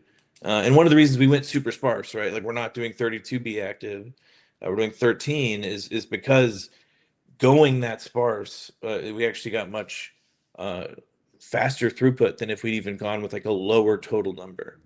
So yeah, there definitely were, but kind of all very exciting. Awesome. Well, Lucas, I just wanted to highlight the fact that you guys have been on our radar. You're obviously friends of the show. You've been here before as well. Huge congrats on the release of Trinity. It seems like a lot of work has went into this, a lot of sleepless nights as well. So for you and the team at RC, we're always welcoming you guys to chat about this. Open source is very important to us as well here on ThursdAI. So this is why we will continue celebrating this, and Western open source following up as well is very, very important. So we're looking forward for the Trinity large. 420 is a very interesting choice of parameters. Not intentional, but I'll take it. So we'll see you when that happens. Meanwhile, we'll let you get back to NeurIPS. Any last call outs or anything else that we've missed that I didn't ask you that you wanted to like mention while you're here on the show? No, just thank you for kind of running this tirelessly for the last couple of years. It's been like it's a super amazing resource for the community, and I think there's a lot of people who wouldn't be in this business if not for what you're doing. So not just weights and biases, but you in particular. I'll stop glazing though. You guys Thank have a you, nice sir. one. I Thanks for having me, appreciate you. Alex. I get flashbacks from GPT. Thank you, man. Bye. I appreciate you. All right, folks, this was Lucas Atkins, the CTO of RCAI, on the release of Trinity, and getting our folks back here on the stage. As we usually do, super quick reactions to our conversation with Lucas. Anything that you guys want to bring up? And then just a reminder, we'll move on to the multimodal section of the show and finish up strong after this. We got some alpha out of him. It's going to be 13V active for Trinity Large. And yeah, that was actually very, very helpful and very interesting to think about. That, yeah, the reason the models are the way they are is not necessarily because that's how they're the smartest. Is that just what fits the cache hierarchy and memory and training pipelines? Yeah. So that is very, very interesting. One thing that I've learned definitely is the fact that like RL is cheaper not only for inference. MOEs are cheaper not only for inference but also for RL reasons as well, because you do a bunch more rollouts and then you can train with RL like cheaper. That was super cool for me to realize. Alrighty, folks, let's move on to the video stuff. There's a bunch of video models this week, including one from from today. Yam, you also posted some. It's not really breaking news, but Anthropic dropped something like an interviewer. I wasn't sure what that was. Yam seems to be frozen for a bit. Can you get me, or we can hear you, but you are okay. you're coming to us from 1999, and via phone line. Yam is phoning into the show. Yeah, with the phone modem. Yeah, I surprisingly got interviewer box on Claude.ai. It's basically a survey about how do you view AI in general, and there is a technical blog post explaining what this survey is about. I didn't finish it yet. It takes a little bit, but yeah, it dropped probably now and is rolling out to many users, if not all. I don't know. I looked at it super quick. I was like, okay, Anthropic released a new thing, and it's just an interview that they're collecting some details. It seems like, the announcement is there, but I don't see this as a it's not a release, it's not Opus. Speaking of, let's talk about Opus for just maybe 2 minutes, because folks, what the fuck? This model, especially I'm using this on Cursor. I know some folks here use it, Cloud Code. It was just released last week, so we didn't really have to say anything last week. We didn't play with it. This week for me, I did some vibe coding of some stuff that I'll show you in a second, and Gemini went lost. And at some point, there's this thing that happens with AI agents. I posted about this, where you're like at a good checkpoint.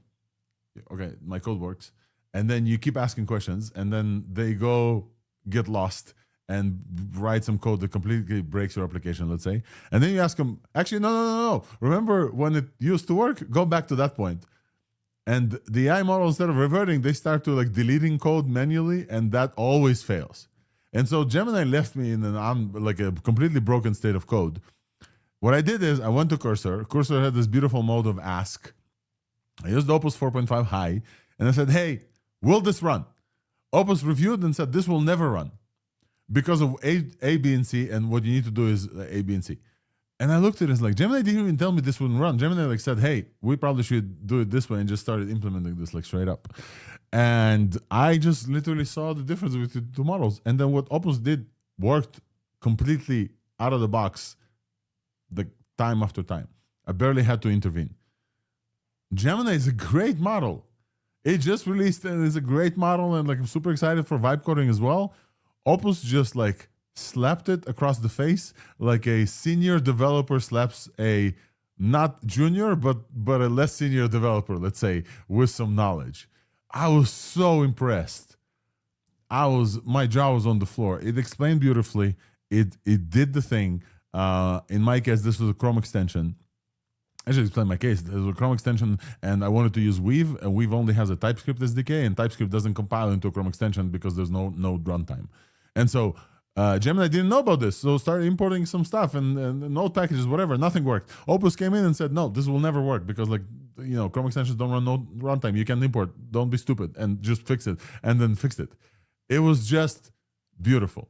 And then I used Opus as a prompt engineer for the, and I think I showed you, for the infographics that I used, and especially the big one. And Opus absolutely, like this one, Opus absolutely mocked ChatGPT in creating the specific infographic and all the things. ChatGPT basically, I gave it the previous infographic and it gave me shit. So I'm very impressed with Opus.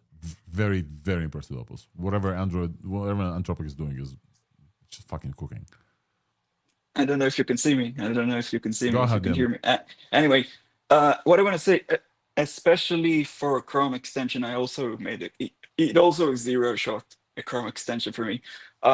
What I want to highlight is not that it just is a good coder. Okay, it is 100%, but there are other good coding models. It also knows how to debug and iteratively use the browser itself to develop the Chrome extension on its own. And I haven't seen any other model do that zero shot end to end and debug the actual site. Alex, what do you want to say? I wanted to say that Gemini via anti-gravity can absolutely do this. They have a Chrome integration with the Chrome extension. However, for some reason, and this is like unrelated to anything that we're going to talk about, the Cloudflare human, are you human thing fails when you have the anti-gravity extension on Chrome.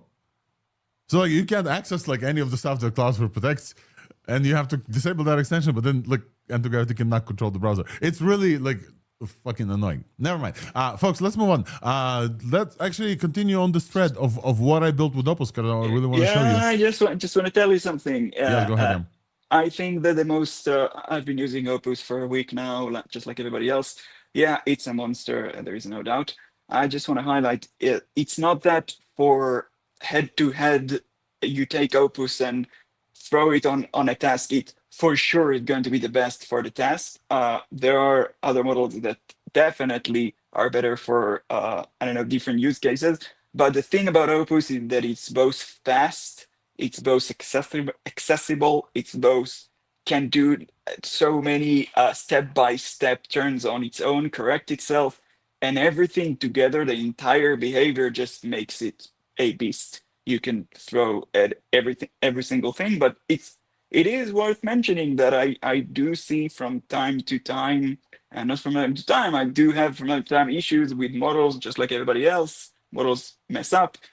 So I try a different one like Codex and Gemini, and sometimes they are better for the given task that Opus messed up. But yeah, overall, yeah, the Opus is definitely a monster. 100%. Yeah.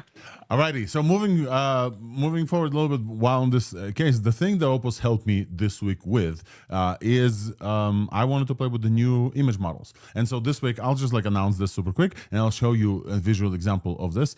This week has been a boon for video models and image models. Last week, we told you about, was that ByteDance Z image, which is like super cool and super cheap, right, Wolfram saying yes. Well, there's a company called Pruna AI, and they released P image, which is kind of like not only that. I realized that they've optimized Z image to Z image turbo and replicate, so it was also Pruna. So like the same company also released their own model, and this model is also generating under 1 second with what this is like 0.5 cents, half a cent, yes, and the edit is 1 cent, also under 1 second. Z image doesn't have it. P image from Pruna is really good, and I wanted to see it visually and compare. And I think I showed you last time, but it didn't really work the demo. I had this like Chrome extension on top of this game called Infinite Fun or Infinite Craft from Neil, and I actually built this extension and released it, so you guys can see the extension here. It's gonna.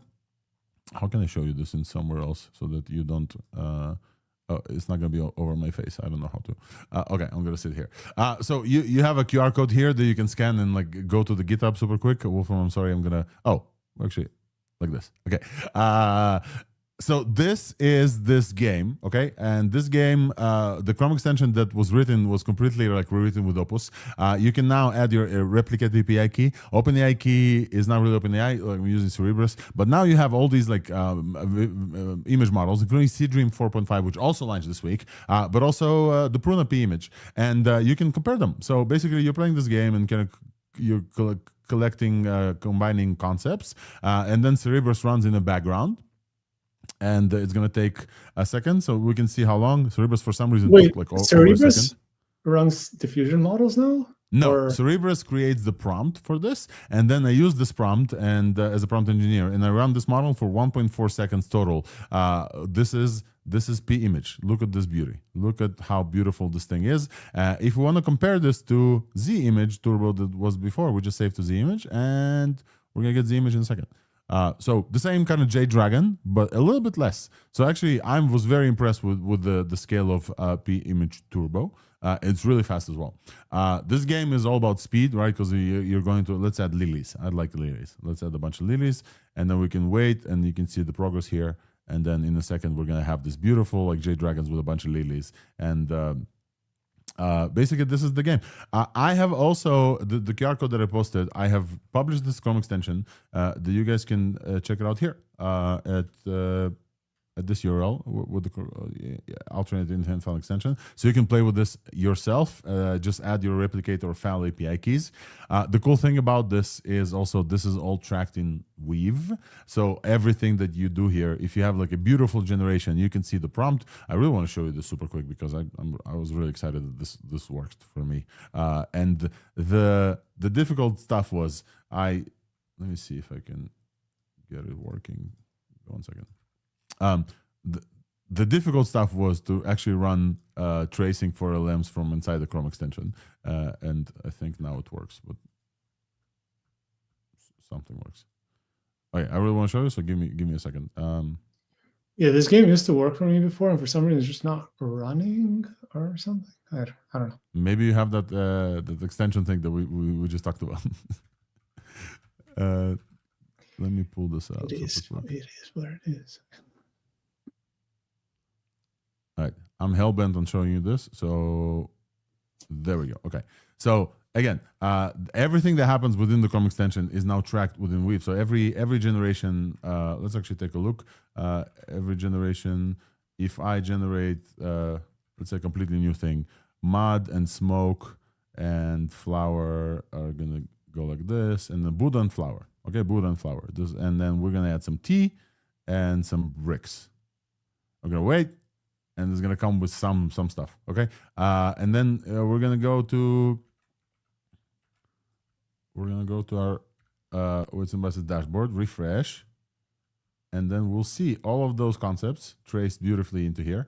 You see, flower, Buddha, and tea, and then we'll see the response. This was the response from replicate Pruna P image. And in case we want to compare to a different model, that Seedream 4.5 that also got released, it's going to take some time because Seedream is slower, and Nano Banana is even slower still. But we're going to compare. We're going to run the you can see here. This is the little thing which Opus also created. No, sorry, this is Gemini created this. This like progress bar, Gemini created this. We're gonna wait, I think it's around 10 seconds for the Seedream 4.5. We're gonna see a beautiful scene generated by them, and then we're gonna also like trace it and see. So this is Pruna P image and Seedream. Beautiful image here with Buddha. So shout out to Seedream. And if we go and actually see the actual, if we want to see the actual image, we can do so here. Let's refresh, and then we can see, it's gonna take a second because the image is large, but here it is. Come on, where's the image? Oh, we're still uploading the base 64, the images are large. Okay, so basically everything is traceable. This is the Chrome extension that helped me build. It lets me play with the new AI like models. If you want to try this out, this is on the QR code here on the right. I don't know, folks, if you played it with any of these image models, but very, very impressive. Very impressive, especially the P image from Pruna. It's like just flies. And the cool thing is it has an edit mode as well. And you guys remember we used to play these games where like we did some edits. Let's actually do this super quick ourselves. Let's see if we can make it happen. Pruna. Let me open a different one. Sorry. Okay. The image edit. I think it's available on FAL and replicate both. API first. No, it's API first. So we're going to need to go to FAL and then show you an edit version of this. Come on. Oh, I'm not showing anything. Okay, cool. Okay. So we're going to go to Pruna and we'll show you that it's also super quick to edit as well. Sorry, not on FAL, on replicate only. Huh. Okay. Replicate. What is going on? Oh, okay. Well, we're going to skip the edit one and then move into the video models because I don't have an example here. But image edit also like edits very, very cheaply as well. I think, folks, the new C-Dream is also very good and it's on FAL as well. Yeah. The new C-Dream is the one that I wanted to show an example of, and I don't have it here yet. Very strong in prompt following. I have some prompts that work even better there than in Nano Banana, interestingly. So I saw a comparison between Nano Banana and kind of the new C-Dream. It looks like, it's a little bit faster to generate.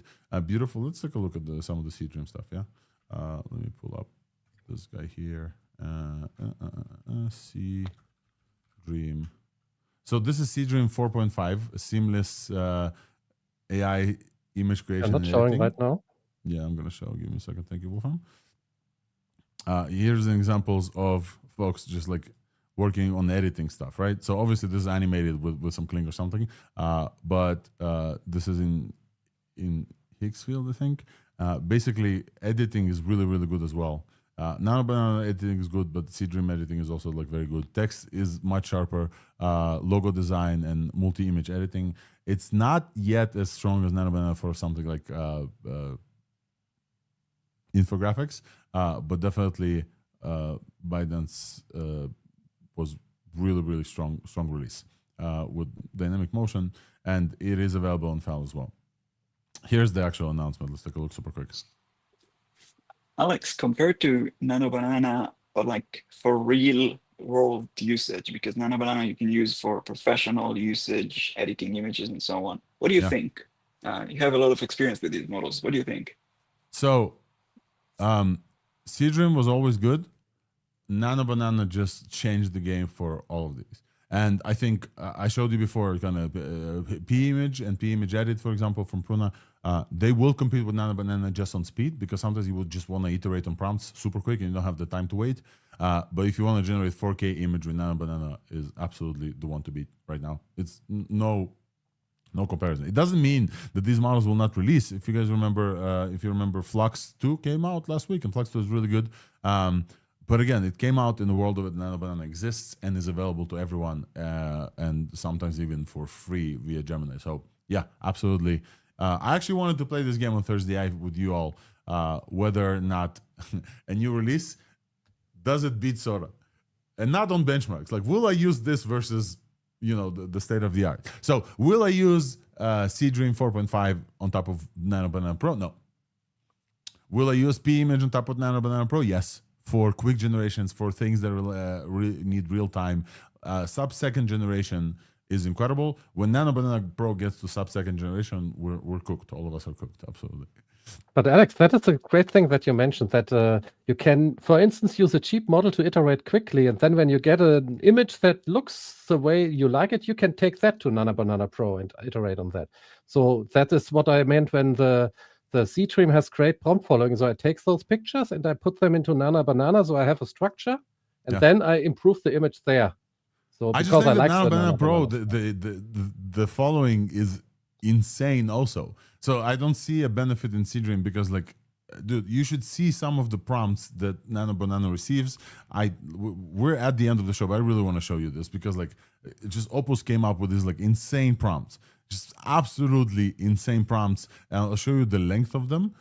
This is one prompt for Nano Banana. I just want to say that Claude series was always the best at prompt engineering other models, in my opinion, for forever, like Have you guys since seen inception. this? Yeah, this is one prompt. It has everything precise. There's another prompt here, open source, like this one. Dude, everything was just precise, and it generated a full infographic with everything in place. Like the prompt following is like absolutely insane for Nano Pro. We are at the end of the show, folks, but I do want to talk about the video model super quick. So there has been 3 this week, and it's been wow, like we've opened up a bunch of stuff. Yeah, there's been 3 image generation this week. So we talked about we talked about Seadream a little bit. So Seadream, the new updates here is multi-ref fusion. So 10 images, reference images you can add, and then will create one image out of all of them. This is now standard. I expect most image editing software to have multi-references, sharp multilingual text, etc. And it says beats Nano Banana Pro on logic. I don't know if that's true, but okay, let's go with it. But Kling is on a roll this week. Kling released Kling Video 2.6. The main thing about Kling Video 2.6 is audio, and it's now native multi-modal. Kling Video, and I actually want to share another screen. I want to share this tab with you guys so you can hear, because I think it's very important, because Kling now adds native audio to generations and with native lip sync as well. This is Kling. Until late at night. So this is one image, and then Kling generated this, and hopefully you guys can hear. Why do you always work overtime until late at night? Because I make decisions during the day, and I'm responsible for changing those decisions at night. Why do you always work? You heard this? Just confirming? Yes. As you can see, multi-person image audio generation, lip sync is perfect. They talk when they need to talk, unlike Sora, for example, which is difficult. And you told them exactly the text that they should say. Like this is completely following the prompt. Yes, just to be clear. This is lip sync. Okay, yeah. This is not like Sora where like impressive. the model comes up with the thing. Native audio capability also makes like singing possible for this example. Crowd going wild, mic in my grip, dreams on chain, let the rhythm ride by, bar 5 frames, keep the energy high. This is how we fly, need to deny, grenade. Guard. So as you can see, like it's not too bad, but again, and this is not an open source model. Don't get me wrong. This is Kling trying to compete with VO 3.1 and Sora.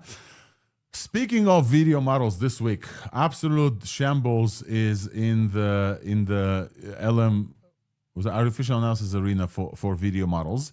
They don't use sound in that arena, so that's very important, and that's why the ELO scores are only for visuals. And for the first time since VO 3.1 came out, we have a competitor basically beat the video arena, and this was last week. This was tested as Whisper Thunder, and Runway was revealed with Gen 4.5 to be this Whisper Thunder model. So Runway released, well, at least announced Runway 4.5. I wasn't able to get my hands on it, unfortunately. Like, it's still locked, and it's also not sound. The sound is coming, but are we seeing this? Yeah. Okay. So Runway has introduced Gen 4.5, but no, we actually want to see video. We're not just watching the things. The prompt adherence is incredible. Realistic physics and weights, which is like a thing where you watch many video models, you're gonna get lost in the physics don't feel quite real, and that's how you can catch, like, people move differently. They don't move as though they have actual physical weight. There's a bunch of stuff. So Runway is really good at that, apparently. Runway has been one of the first, like, foundational models on video as well, and it looks like they're innovating. Let's look at some Runway examples, because they are definitely mind-blowing. Runway Whisper. Let's see. So this is their frontier model. 1 second, let me zoom in properly. We made something quite special. Every pixel here is generated. We made something in a category all of its own.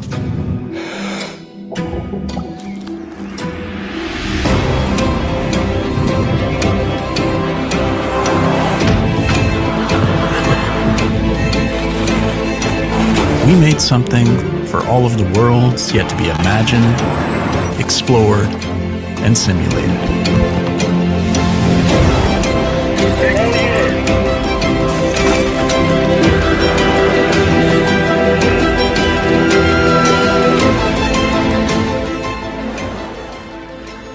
We made something so you can make anything. Introducing Runway Gen 4.5. Okay, this is super cool. It's beautiful. It's absolutely beautiful. It beats VO3. But one, it's not available yet. Two, Runway is an incredible company to promote their products. They have cinematographers working for them. Like this is, but the thing that you notice here is that every like 3 beats or 4 beats, they change the shot. The AI models of today are still locked into like 8-second generation. You have to flip the shot. Like we're still not like fully there where like we can replace Hollywood, but Runway is getting very, very close, and they also have a bunch of tools to do this. So this has been this week's video run, like incredible models one after another.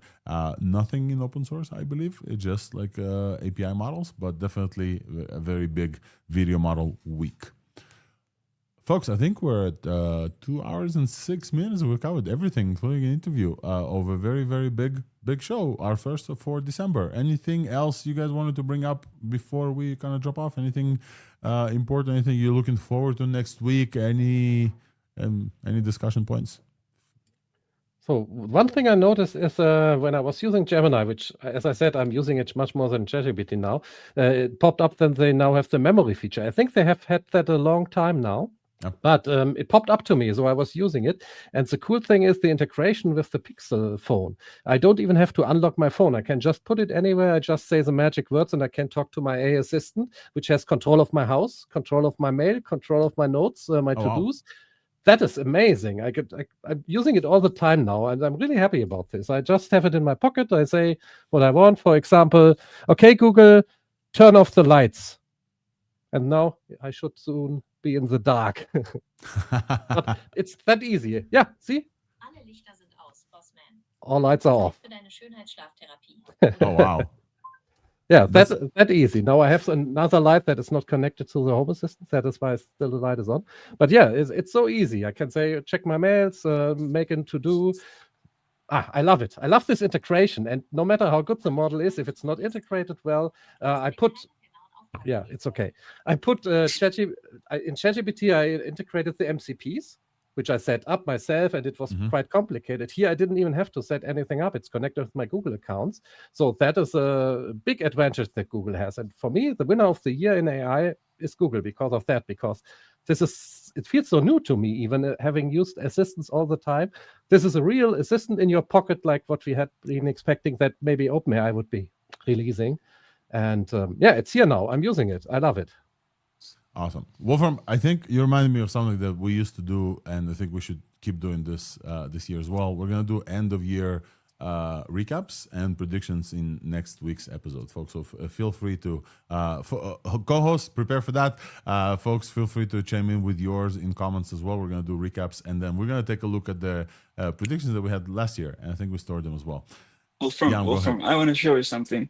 I don't know if you guys could see because, oh man, but I'm talking with Cloud Code on WhatsApp the entire day. Like I have a video, I posted a video on X. I'm all day long. It's with recordings and everything, like transcription, everything end to end. I have a Cloud Code running on my main machine. It's connected to WhatsApp, and I just chat with it from my phone. How do you connect? I've used a project, an open source project by Peter. Don't remember the last name, but go check him out. Huge shout out, huge project. I mean, that thing is extremely useful. It basically connects Cloud Code to a WhatsApp client. You specify what number you need to get another SIM card, etc. And that's it. You can just chat with your machine from WhatsApp. No. It's like a complete session. It connects to Cloud Code. It talks to Cloud Code. Whatever Cloud Code is doing, it's getting back to you as a message on WhatsApp. And when you write, it goes directly to Cloud Code. It's just a connection, like seamless connection. You add to the system prompt, hey, I'm talking to you from WhatsApp, so please short sentences because the screen is much narrower and it works so well, man. With Opus and so on, it works so well. So just I absolutely agree with you. Integration is everything when you have something like that. Man, it unlocks so much, so much. All right, let's finish this on a strong note. Nistan and LDJ would love to hear from you guys a use case of AI that's not super standard that you use integration-wise or otherwise. Maybe a highlight of your week from an integration of a use point.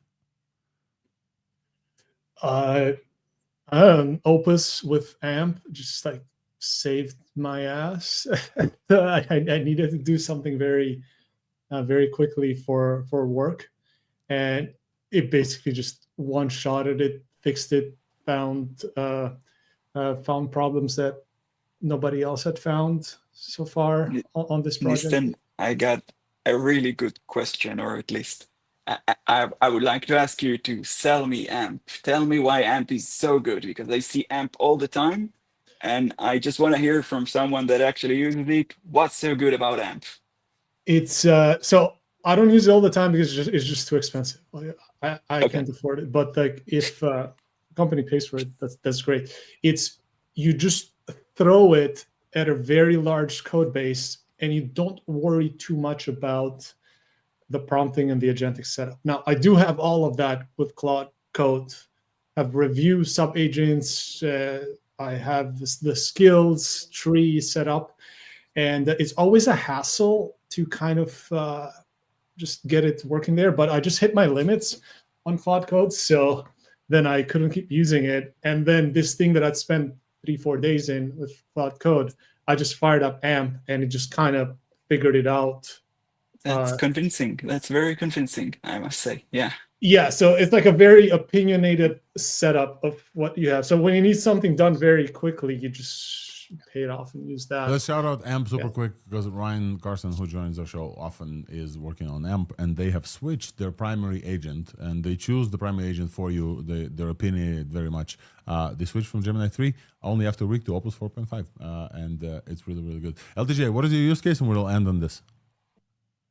It's something I've been doing recently, and open models and local models have been getting good enough to the point where, I mean, especially for things like let's say I'm signing a certain agreement or contract of some kind, and it's like multiple documents, and I don't want to send it to ChatGPT or Gemini because that's potentially sensitive information and so on.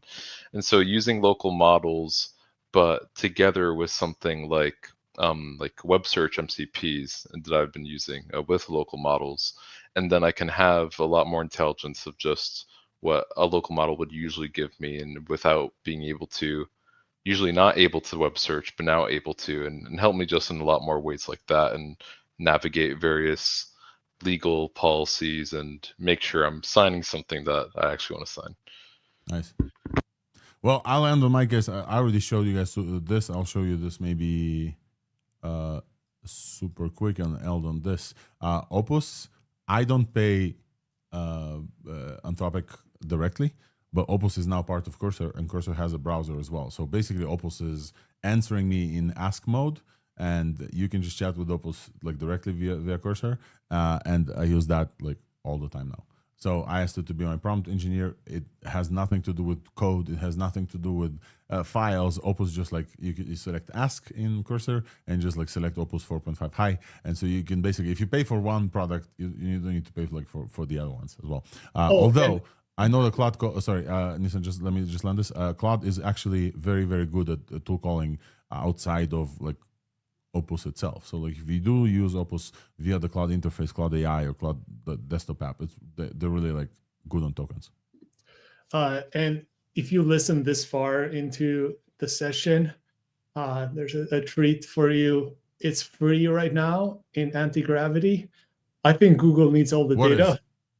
Opus is? Opus 4.5 thinking. Opus is in anti-gravity? What? Yeah. Opus Are you serious? Right now, I am using it. And also Google Colab announced a Colab extension, which I was able to install. So now I just fired up an instance on Google Colab and have Opus on anti-gravity running stuff on it, on the GPU. Like Folks, I'm I gonna- gave it 30 minutes. There's like no 1 hour. better. 1 hour.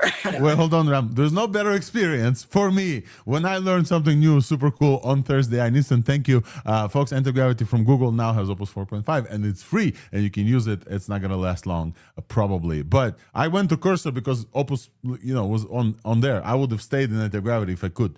So that's like super cool. All right, there's no better. Let me actually show this so folks can see. There's no better way to end the show than Alex is getting excited by like a thing. Wolfram apparently mentioned it first, so thank you, Wolfram. If you go to hopefully you guys can see this now. If you go to anti-gravity and you drop this out, Opus 4.5 thing is right here, and so you can use this and then compare it to Gemini 3. All right, folks, this is the show. Thank you so much for joining. If you missed any part of the show, remember, it's sponsored by Weights and Biases. And we have all of the cool RL stuff that you want. We also launch evaluations. Please use them. Please use Weave as well, as if you're going to try the Chrome extension thing that I built right here. Please scan this and then try the Chrome extension. All you need to do is add your replicate API key and file API key. ThursdAI is a weekly show that keeps you up to date on everything that happens. If you're not here for the live stream, you're more than welcome to subscribe to our Substack for newsletter, our Spotify and Apple Podcasts, and everywhere else you get the podcast for podcasts, and for our YouTube for this. Whatever we had here, the live stream just edited and cut down for an hour and a half of just dance content. Thank you so much for joining. Thank you, Wolfram, Nistan, Yam, and LDJ for joining as co-host. Lucas Atkins was here, CTO of RCAI. And thank you, most of all, who tune in every week and learn with us and provide commentary in comments and share, etc. Really, really appreciate all of you. Next week is probably going to be our final episode of the year, so please stay tuned for that. And with that, we'll see you here next week. Bye bye, everyone. Cheers. Thank you so much.